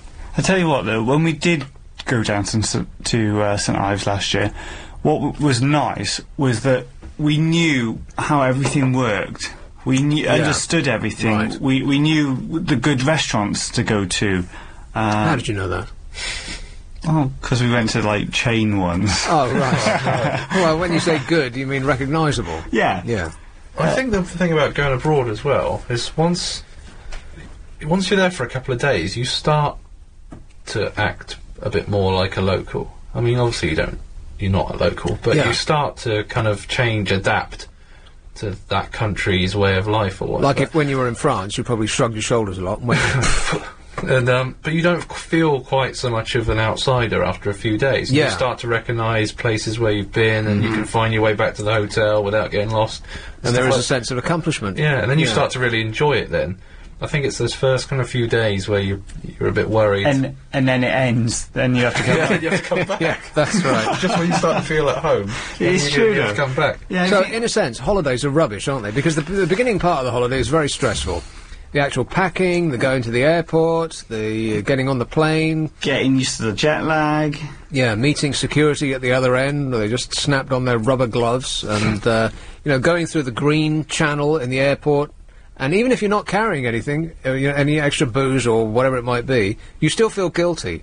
Oh, yeah. I hate going. That's one of the worst trips that I do on a semi-regular basis, is choosing the green channel at the airport. Well, they started putting, this guy now walks up and down with a dog as well, a sniffer dog. Yeah. And I had that when I came back from Amsterdam. The guy says, "Oh, just stand there a second," and he just, lets the dog just sniff all around you. Well, I'm thinking, what if I accidentally sat on something that's gonna, he's just gonna tear my leg off. That's right. Well, perhaps not tear your leg off, but he's gonna put his, teeth into it. Yeah, exactly. Well, when I came back from Amsterdam, I was looking the worse for wear, as you do. And we walked past a guy, who was all tooled up, and he had a dog on a leash, one of these, like an Alsatian, and it sniffed us. And in fact, I put my hand out, because I think I was very, very hungover, and it was like, oh, doggy, and I put my hand to the dog's nose, and had a good sniff, and a little switch did not go off on its brain, and it did not start barking at me. But the man didn't believe it. He took one look at me and thought, no, I'm going to do you again. So he yanked the dog off, and he went up the corridor, and he had it do me again. Got a new dog. And I still passed. Hooray! Oh. But yeah, holidays, actually, you're right. Unless they're sort of 3 weeks long, Yeah. they're rubbish, because the nightmare of getting there, if it's a 2-week holiday, it'll take you at least a day to get there, no matter where it is. So that first day and the last day, you can discount them. So from 14, you've now got 12. And the first couple of days, at least, say 3, if it's a long haul, you'll need 2 days to start to feel like a human being again. And then another 2 days to figure out where on earth you are without getting lost all the time and pulling your hair out and, not knowing that you should not turn left when you go out of the hotel because you get shot. You can only turn right. I was given those instructions once. When you come out of the hotel, don't turn left. Where was that? That was in New York. Oh. The bad old days. Yeah, that was the bad old days, yeah. In South Africa it was the same thing, but the instructions were, don't walk out of the hotel. Go in a car. Ever. Yeah. But, it sounds stressful, and it can be a bit stressful going away, but if you don't go away, and, you don't even actually go to a different town in this country, you just feel, the whole year has just been such a waste. Well, I haven't been on holiday in years, and I don't feel that it's been a waste, but then I don't really do very much. I'm not sat at a desk, punching a calculator for 8 hours a day. I do precious little as it is, so my whole life is really a holiday, and I should stop whining. That's why I thought a beach holiday would suit you. Put it down to the ground, because you just sit on the beach and... I've got bright white skin and luminous orange hair. I don't do sun. Well, you can get... Sun hurts. You can get umbrellas now. Get umbrellas now. Oh, yeah. I could wander around like, who's the art critic from the Evening Standard? What's his name? Brian Sewell. I could walk around with a parasol, like Brian Sewell, you mean. Here is, Mr. Lister. Oh, good evening, Nick. Philip. I've been to the Isle of Wight on a day trip. How was it? Well, what it was, I was in Blackpool, and I heard that they were doing day trips from Fleetwood. So I thought, oh, go and have a look at it. And what it was, they took you over on the boat, and when you got there, you could either stay in Douglas, or do a circular coach trip round the island. So I chose the coach trip, and it was really interesting. It's a very nice island. Is it? I think you could stay there for about 3 or 4 days, Nick. I don't think a week. Right. And what's to do apart from eat and drink and walk? There are sights to see. There's a big wheel there, a water wheel. I know it sounds crazy, but it's the thing that everybody watches on the island. Everybody looks at on the island. A water wheel? Yes. It's at a place called, I believe I got it right, Laxey, Laxey. What, a water wheel as in used to power a mill? Yeah, it's a big wheel. Oh, blimey, that sounds boring. As I say, I've actually been there twice, once on the day trip, and then I went over for a few days. And, because you got the cats without the tail, you mustn't forget them. Also boring, they're cats, yes. But as I say, a water wheel, that's one of the Industrial Revolution's most boring things to look at. It just lazily turns around and around. That's all it does. You haven't got a motorbike, have you, Nick? No. I mean, because it's famous for the TT races. Yeah. You could ever go around it. Have you ever been on a coach? I've just been shouted at on a computer screen. I'm past the break. Hold on right there. Okay, Nick. I'll come back. All right. It's 9:15. Here's travel with Will Gowing. Thanks very much on the M11. Abbott. Hi, honey. How are you? Hi, honey. Philip? Yeah, Nick, I've got 3 other things about the Isle of Man. It was the first place in the UK to have a commercial radio station.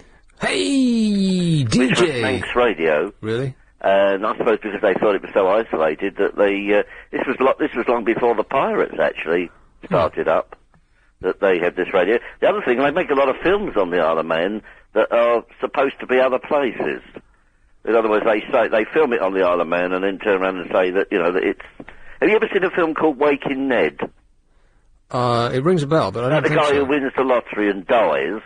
Oh. And the whole of the village decide that they're going to claim the money by getting somebody to impersonate the guy who's died. Right. That was filmed on the Isle of Man. Mm-hmm. And a lot of famous people live there, Nick. If you were over there walking along, you might bump into Norman Wisdom. Is Norman Wisdom still alive? To the best of my knowledge, yes. I mean, I could be wrong, but I think he's still around. Oh, I hope they don't play any of his films again. There was a little while there where every afternoon you turned on the telly, it was a Norman Wisdom film. Yeah. And I'm sorry, have you never liked him, Nick? Ever. Now, there is one of his films that I do like, where he ends up walking to Brighton in a walking race. Have you ever seen that one? No. Oh, anyway, have you ever been on a coach trip, Nick? You're talking about holidays. Have you ever been on a coach, touring around anywhere? I took a Greyhound bus across America, but I don't think that's the same thing, is it? Well, it did. I suppose it does, because you're going from one... Did you talk to the people on the coach? Well, unfortunately, one of them started talking to me, and it was first of all, they were quite, oh, hello, how are you, where are you going, and so on. And then after about 15 minutes of pleasantries, it was, have you accepted Jesus into your life? Oh, no. Exactly. Because I think you said it was out on the west, wasn't it, in Oregon and up that part? I've travelled all over. Yeah. Coast to coast.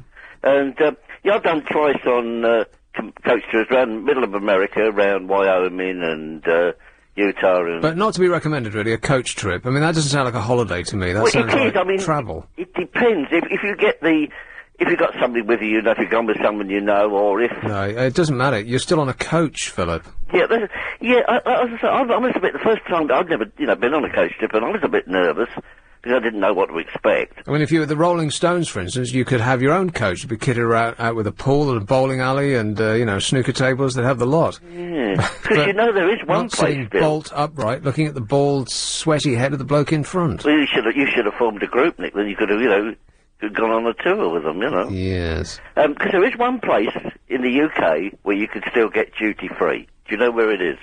The airport. No. There is a place that you can go. You can do a day trip there. And you can go there and get duty-free. Isle of Man? No. Isle of Wight? No. I'll give in. Channel Islands. Channel Islands? Yeah. It's one of the few places that you can go and actually still pick up duty-free. But, I don't really know very much. I don't have any first-hand experience of these places, but I imagine them as a bit like God's waiting rooms. I would think that the average age over there would be, in any of those islands, about 100. Well, I went to Jersey, and I was there for about 2.5 days. Did the same thing, went round the island and had a look at it.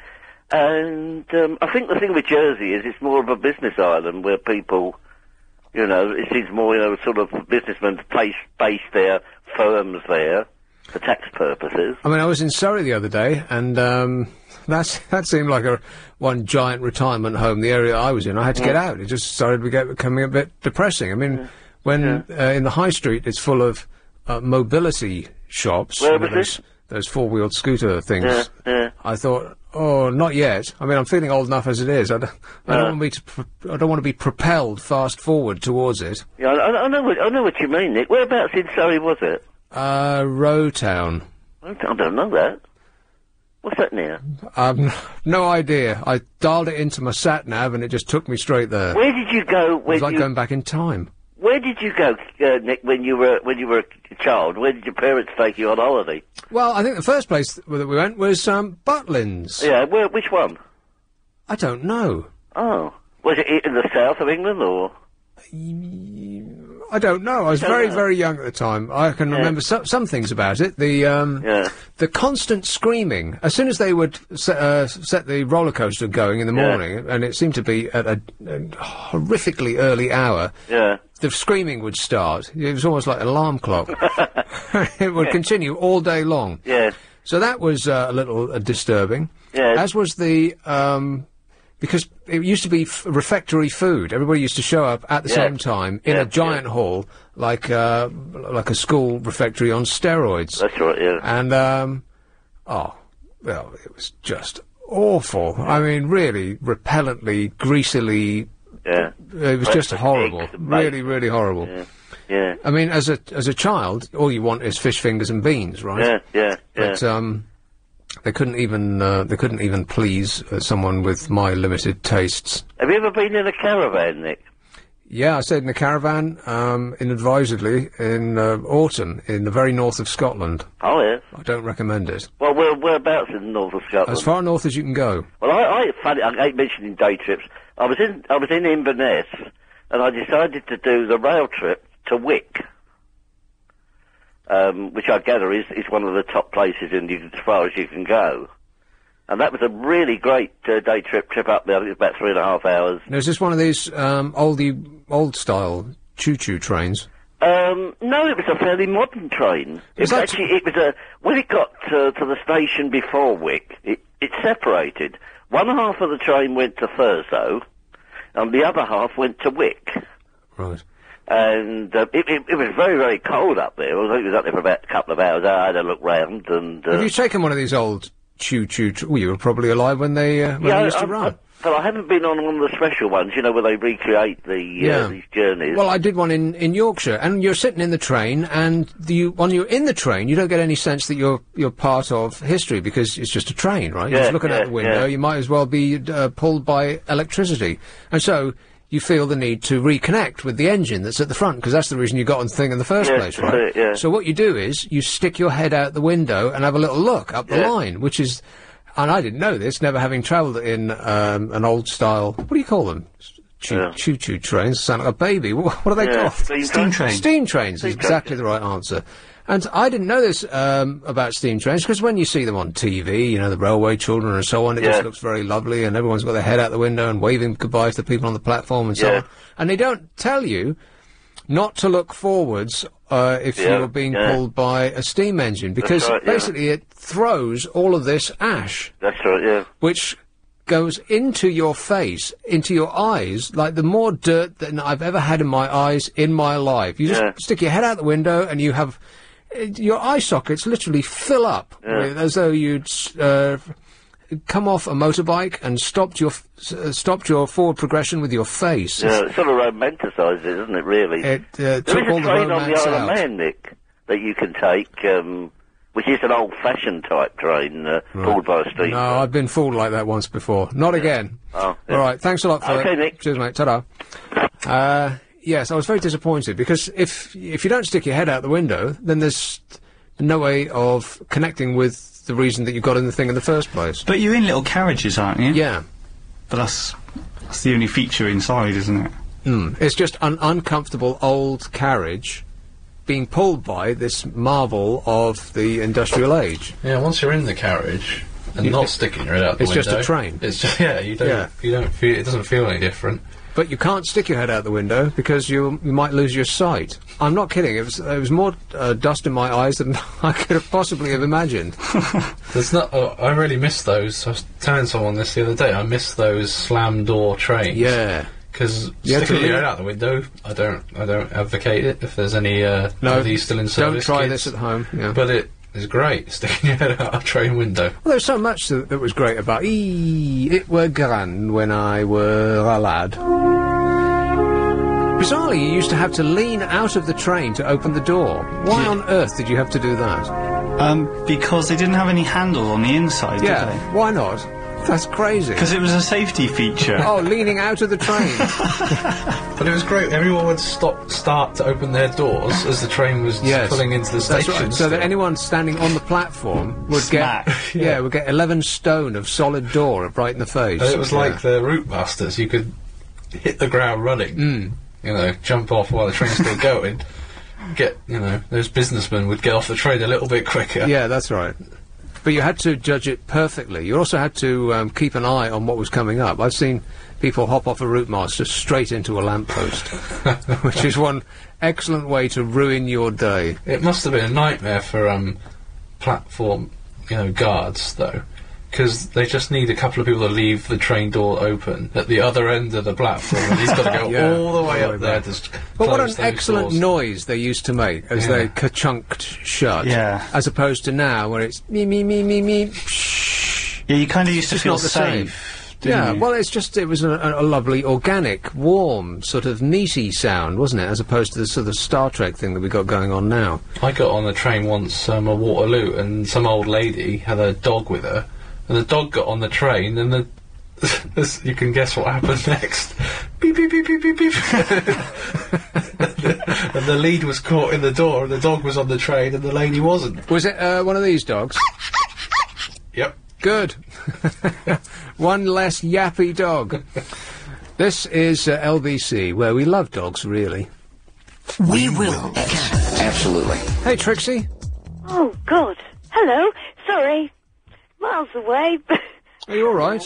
Hmm? Are you all right? Oh, yeah, I was just cleaning the gas oven. Thought I might stay in there for a while. joke. Oh, You were dear. talking about you sticking your head out of the window, you see. Yeah. So, hello. How are you? I'm all right. Yes, you're a bit of a ray of sunshine today, aren't you, my dear? I am. Yes. Why? I feel like this has been one long disaster since I got in here. Go on, tell me all about it. No, I can't. Oh, yes. My car wouldn't start, or the alarm wouldn't stop. Oh, what? So I had to get a cab, and I was late, and no. I just think this has been. I'd like to draw a veil over everything I've done here Oh, tonight. I'm sorry. Oh, dear. But they're all right. It's okay. Anyway. Oh, don't worry. No, you're doing a brilliant job, Mm. right? Fine. One listener in the gas oven. That's fine. Joke. I have found a bison for you. A bison. Yeah, you were talking about bison, the differences between bison and buffalo earlier on. Yeah. And you asked what the difference was between them. Well, from what I can gather, the buffalo bison that we know about from television and movies is what we've heard about in America. The American buffalo is actually a bison. But there is a buffalo, a water buffalo, in Asia and Africa, which are related to the bison. Trixie, I wasn't as serious when I asked what the difference between a buffalo I know. and a bison Well, was. I thought I would do some homework to prove that Nick Abbott educates as well as entertains. Stop lapsing into Americana. Oh, I'm sorry. But I just thought it would be good, to sort of, big you up. So you don't need to be bigged up anymore. But I mean, I'm So the just difference between a saying. buffalo and a bison is that there is no difference. Exactly. Right. That's One what I is was the trying other. to get down to. Okay. So what they talk about in the movies, the American buffalo, is just a generic name. All right? Okay. Fine. And a baby one is called a calf. A calf, yeah. And they're very, very sweet. And yummy. And probably yummy. I've never tried one. Well, so I've yummy that on this YouTube thing, virtually the entire savannah was in a fight over Really? Oh, mind you, they eat over the those- eating rights. They eat the baby mammoths, don't they? Which are also related. Well, or baby, anything, any kind of the baby version of any animal is. That's right. Well, they're all bovines, so It's more yummy than this adult tough version, yeah. and they're lowering cholesterol, which is good news for you. So you've got the steak, but no cholesterol. You did it again. But no cholesterol, sorry. And I discovered they farm water buffalo in North Wales. And that is what I've learnt today from your show. Well, I find it hard to believe that you learn anything from this show so far, but if you say so. Well, no, yeah, I have been to Venice. I was only there for a weekend with my mother. Did you speak Italian? No, sadly not. We were being followed around by a film crew. That's another story. What, you took a film crew with you? Sadly, yes. It was all sort of to do with a television program that I was on, and then What were you on? they did a segment. Oh, it was one of these Gloria Hunniford things, and then I was interviewed later on. And, I'm sorry, what? but don't worry. Don't. No, I'm interested now. It was. Gloria, what? Gloria Hunniford.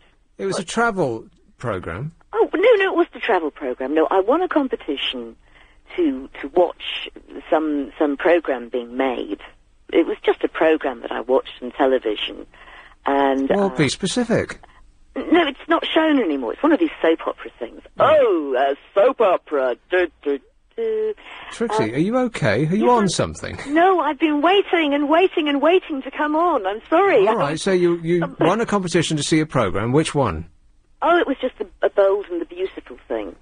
The Bold and the Beautiful. Yes, it's a soap opera that was on in this country briefly. I saw it in Finland many, many years ago. The crazy thing was I got hooked when I was there in Finland, and I got the head of the London film school. The head of the film school in Helsinki. His wife was watching it too, and she sent me, when I moved back to this country, she sent me videos of the copies of what was going on. Right, well, never mind about that. So you went to So anyway, you went to Venice, then and you had a film crew. this country. That came onto television in this country. So I knew all about the Bold and the Beautiful because I was ahead of them. don't tell them, because this is years ago now. And Gloria I entered the Honeyford? competition and I won. Oh, well, I'm sorry I asked now. Exactly, I said you'd be sorry you asked. It was a long time ago. Right. I won a trip to Venice. Venice. With my mum. Well, I invited my mum along. And sadly, my mum and I do not see eye to eye on things. Anyway, why were they filming you? Well, because they've got this thing about, they've got this sort of docudrama things, and let's do these two wandering around Venice. For why? I don't know. It's just what they do nowadays. Hang on a minute. This is. Am I losing my mind here? No, So you went to Venice and you had a film crew following you, and you don't know why? No. Well, it's just the way they did it. We didn't know that they were going to do a documentary of us watching this soap opera being filmed. That was the problem.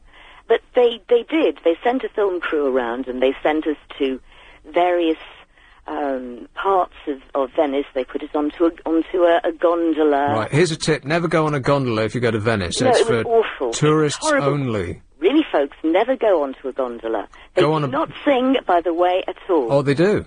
No, the one that I was on wouldn't. The film crew was there saying, "Oh, please, go and film now. We've got the camera on you." And the guy just said, "I don't sing." No, well, when I was in Venice, I was staying on the Grand Canal on one of those. I was staying in the Grand Canal. We were in this really posh hotel with gold-plated taps. And Right. Well, that would have been the. it was looking bang over the Grand Canal.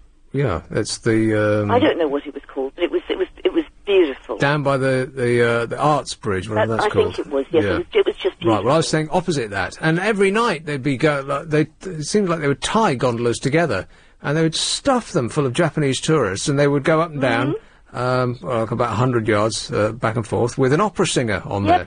Yes, they Just like in the movies. Yes, but we never saw any of that, because we had the film crew were following us around all day, and by the time we got back to the hotel, we were just flaking out. We sat in a bar, asking this man to play the piano, play it again, Sam. And my poor mum doesn't take to walking around. So how did you like Venice, Trixie? Lovely. There you go.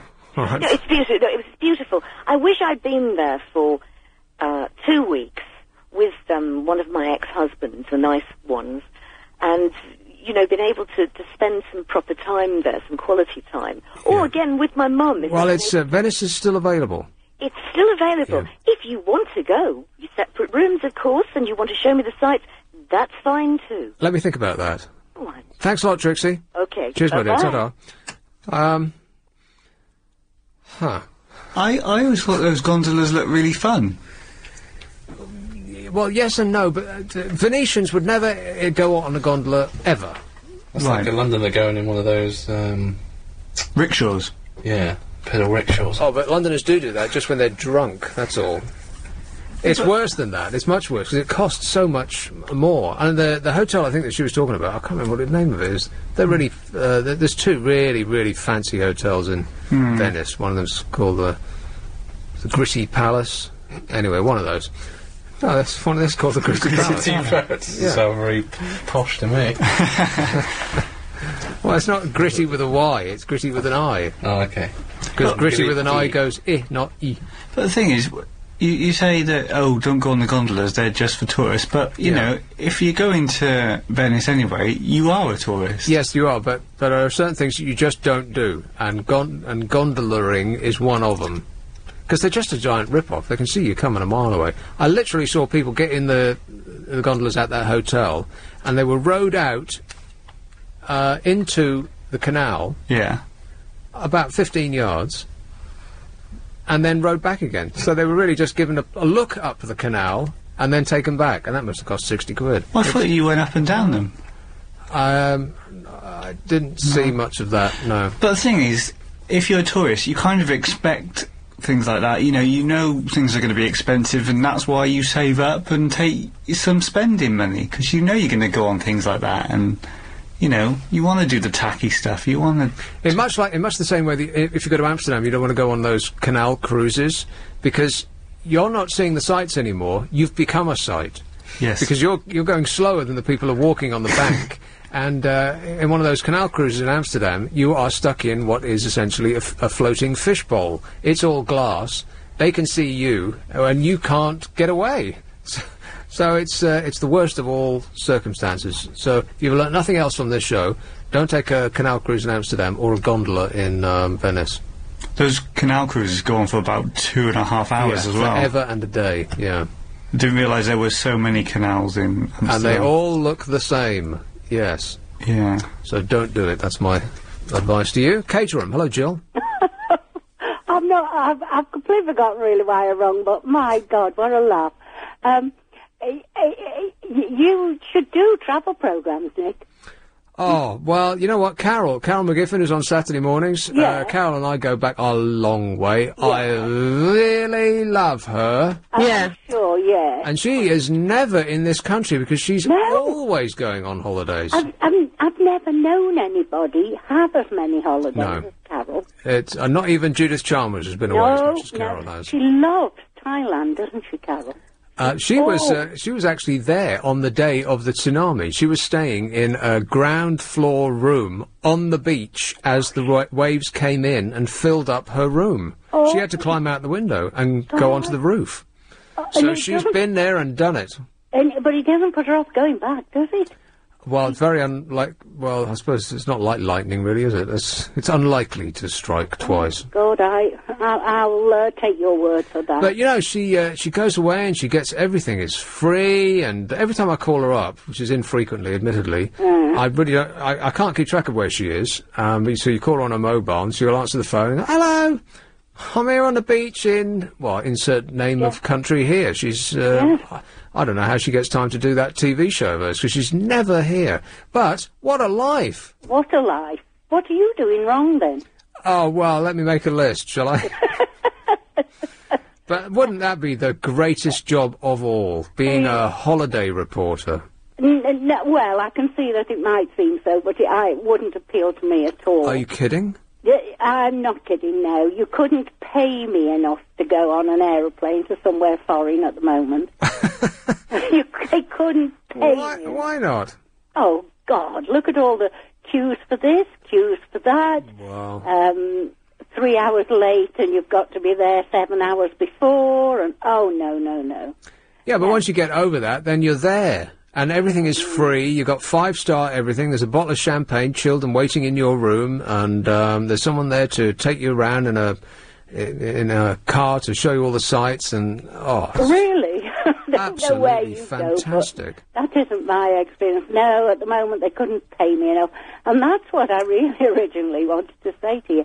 Have you ever, talking about holidays in this country, and been quite scathing of them? Have you ever been to Southern Ireland? I've never been to Ireland, full stop. Sorry? No, I haven't, no. Southern Ireland, I mean, I never imagined going. I've lived abroad a lot, so we haven't had a lot of time to go round England, as it were. But we did go, and you're going to laugh at me for this. We went in a caravan. What? We went on the ferry.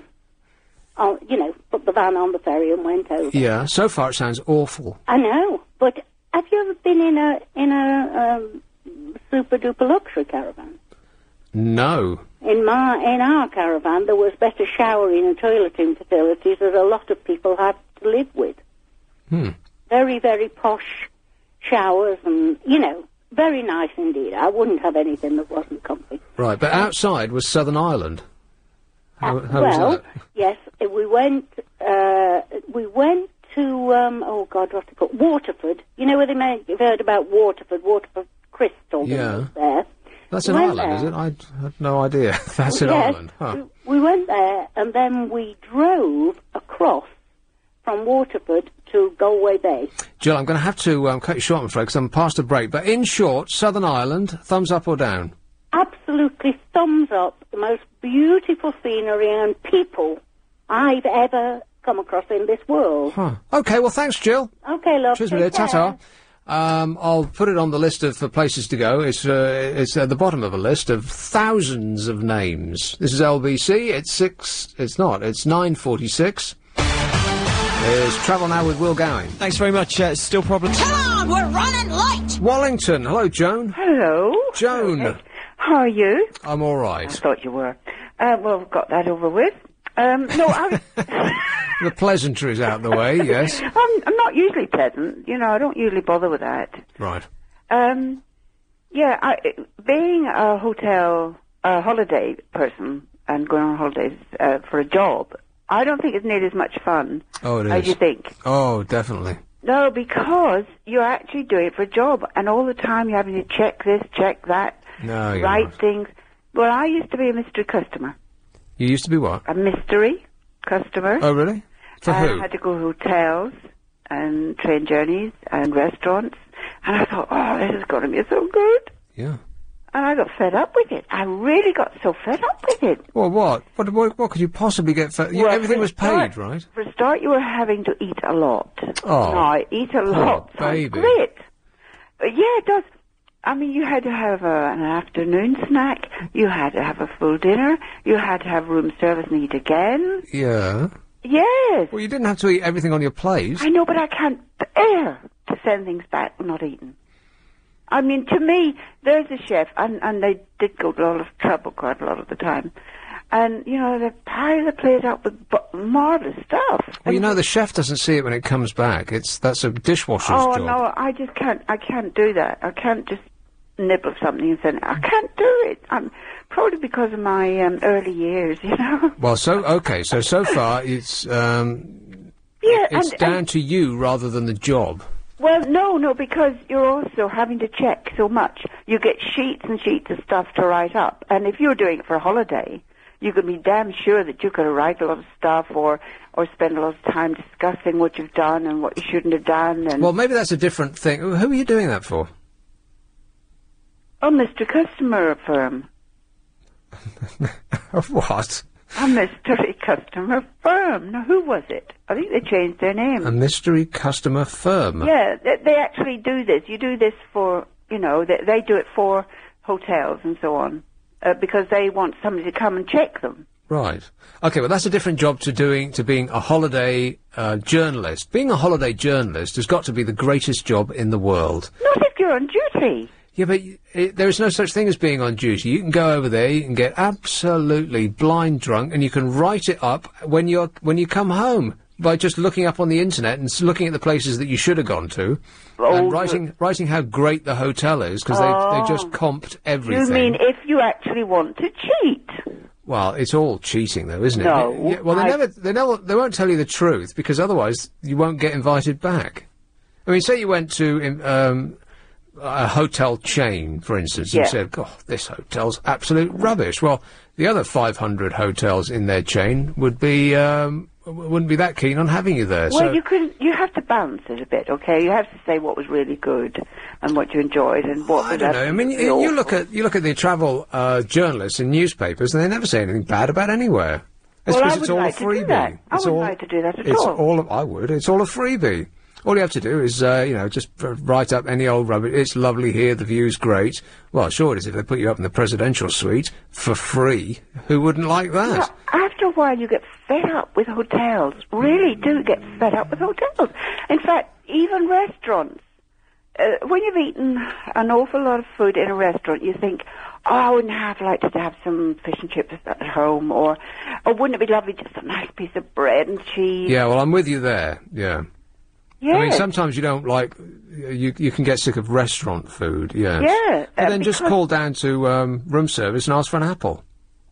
That'll be £80, please. I have had some very nice meals, I'm not saying. And I tell you what, it's very nice to travel first class on a good train. Well, yeah. But or on anything first class. There was a funny thing happened on one of the trips I did. And I was coming back down from Scotland. And we'd set off on time. And you get this man telling you all the time, you know, what's happening, and aren't we making good time? It's all going to be great. And we'll get into Euston at so-and-so. And this went on for a while. And I don't know, I think it might have been around Doncaster or something like that. And the man said in the same lovely voice, we will have to be waiting here for about half an hour. We won't be able to go on because ahead of us is a broken line. What? And I thought, nobody stands up and says, a broken line? Everybody said, oh yeah, we're going to stand. He said, because we're going to only be able to use one track. And so we've got to wait for the other train to come up. And I sat there thinking, just a moment, up to that moment, we were okay. Who knew about a broken rail? When did they find out about a broken rail? And this was long before it started to happen up and down the country, which it did, didn't it? Well, but everything worked out well at the end, right? Well... Yes? I did put it in my report. Well, yeah, I hope so. I thought you were quite stern about it. A little bit stern, but I don't suppose anybody took any notice. But being a journalist, a holiday journalist, is just one giant schmooze job. It's just one giant suck-up to the people that have just given you a free holiday. In much the same way that magazines, if you flip through silly magazines, they put all these products. Oh, this product is fantastic, and this iPod or these sunglasses or this, they're all must-haves. That's because the manufacturer has just sent a box of them to the editor. But would you really like to do that as a living? I mean, definitely. I couldn't take it. Absolutely. Are you kidding? Well, no, because, it's a bit prostitute-y, isn't it, of yourself? Well, we're all prostitutes, Joan. No, we're not. Hands up in here who's a prostitute. All hands are in the air, Joan. But you stick to your principles, and that's why we love you. Really awful. Yeah. All right, thanks, Joan. I've got to go. Bye. Cheers, my dear. Ta-ta. We, gentlemen of the evening, will be back shortly. Okay. Do you mind if I say a few words? Thank you. Hi, Wickham. Edwina. Hi, Nick. Edwina. Oh, I'm glad you sound better than you did earlier on. That's good news. Well, I was in a bit of a... I know. Yeah. Yeah. We won't go there again. Good. Bad memory. Listen, I don't know if this will make you happy or feel sick, but I heard an interview today with a Norwegian gentleman. Guess what they do over in Norway? If you're feeling a bit low-spirited and not well, you go along to your doctor and you say, I'm not very well, I feel like a holiday, and he fills in a form and can send you over to Spain. For free of charge. What? And I thought, wow, we're missing something here, but let's all emigrate to Norway. Yeah, well, there's a lot to be said for it. They're all, having hot, blonde, 6-foot sex with each other. But isn't that extraordinary, though? That's what they do. And the interviewer was quite aghast and said, well, everyone, oh yes, if you're not feeling well, you just go to your doctor, and this is what they do. And, if somewhere in Europe of your choice where you'll feel happy and relaxed and come back and can resume your workload again. And the government pays for that? And the government pays for it. It's all free of charge. And, he was asked, are you happy? Oh, very happy. Well, yeah, who wouldn't be? So it's obviously not sort of some dump or somewhere you don't want to go to. He was very, very happy where he was being sent, and had done it before, and it's quite common. Why wouldn't you be happy in Norway? I mean, surrounded by all that Norwegian loveliness. Well, I suppose it's like, it's if you see it every day, you don't appreciate it, right. Do you? Surrounded by supermodels, you get bored. Yeah. That's where you need to go, Nick.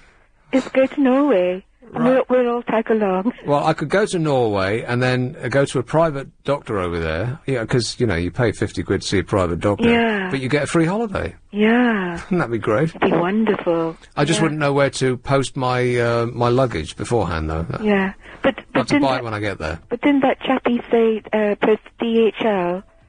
Yeah, but if you don't know where you're going before you get there. Oh, I see. Yeah. I think they must know, or you can suggest where you would like to go. Oh, okay. Well, I have a list of suggestions. Great. Okay. Well, now I've got homework. Thanks a lot, Edwina. Okay. God bless. Bye. Ta-da.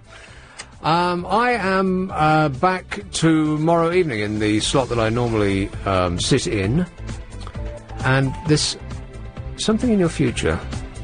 I'm getting something about your future. I'm seeing a radio, something to do with radio. It's the Psychic Show.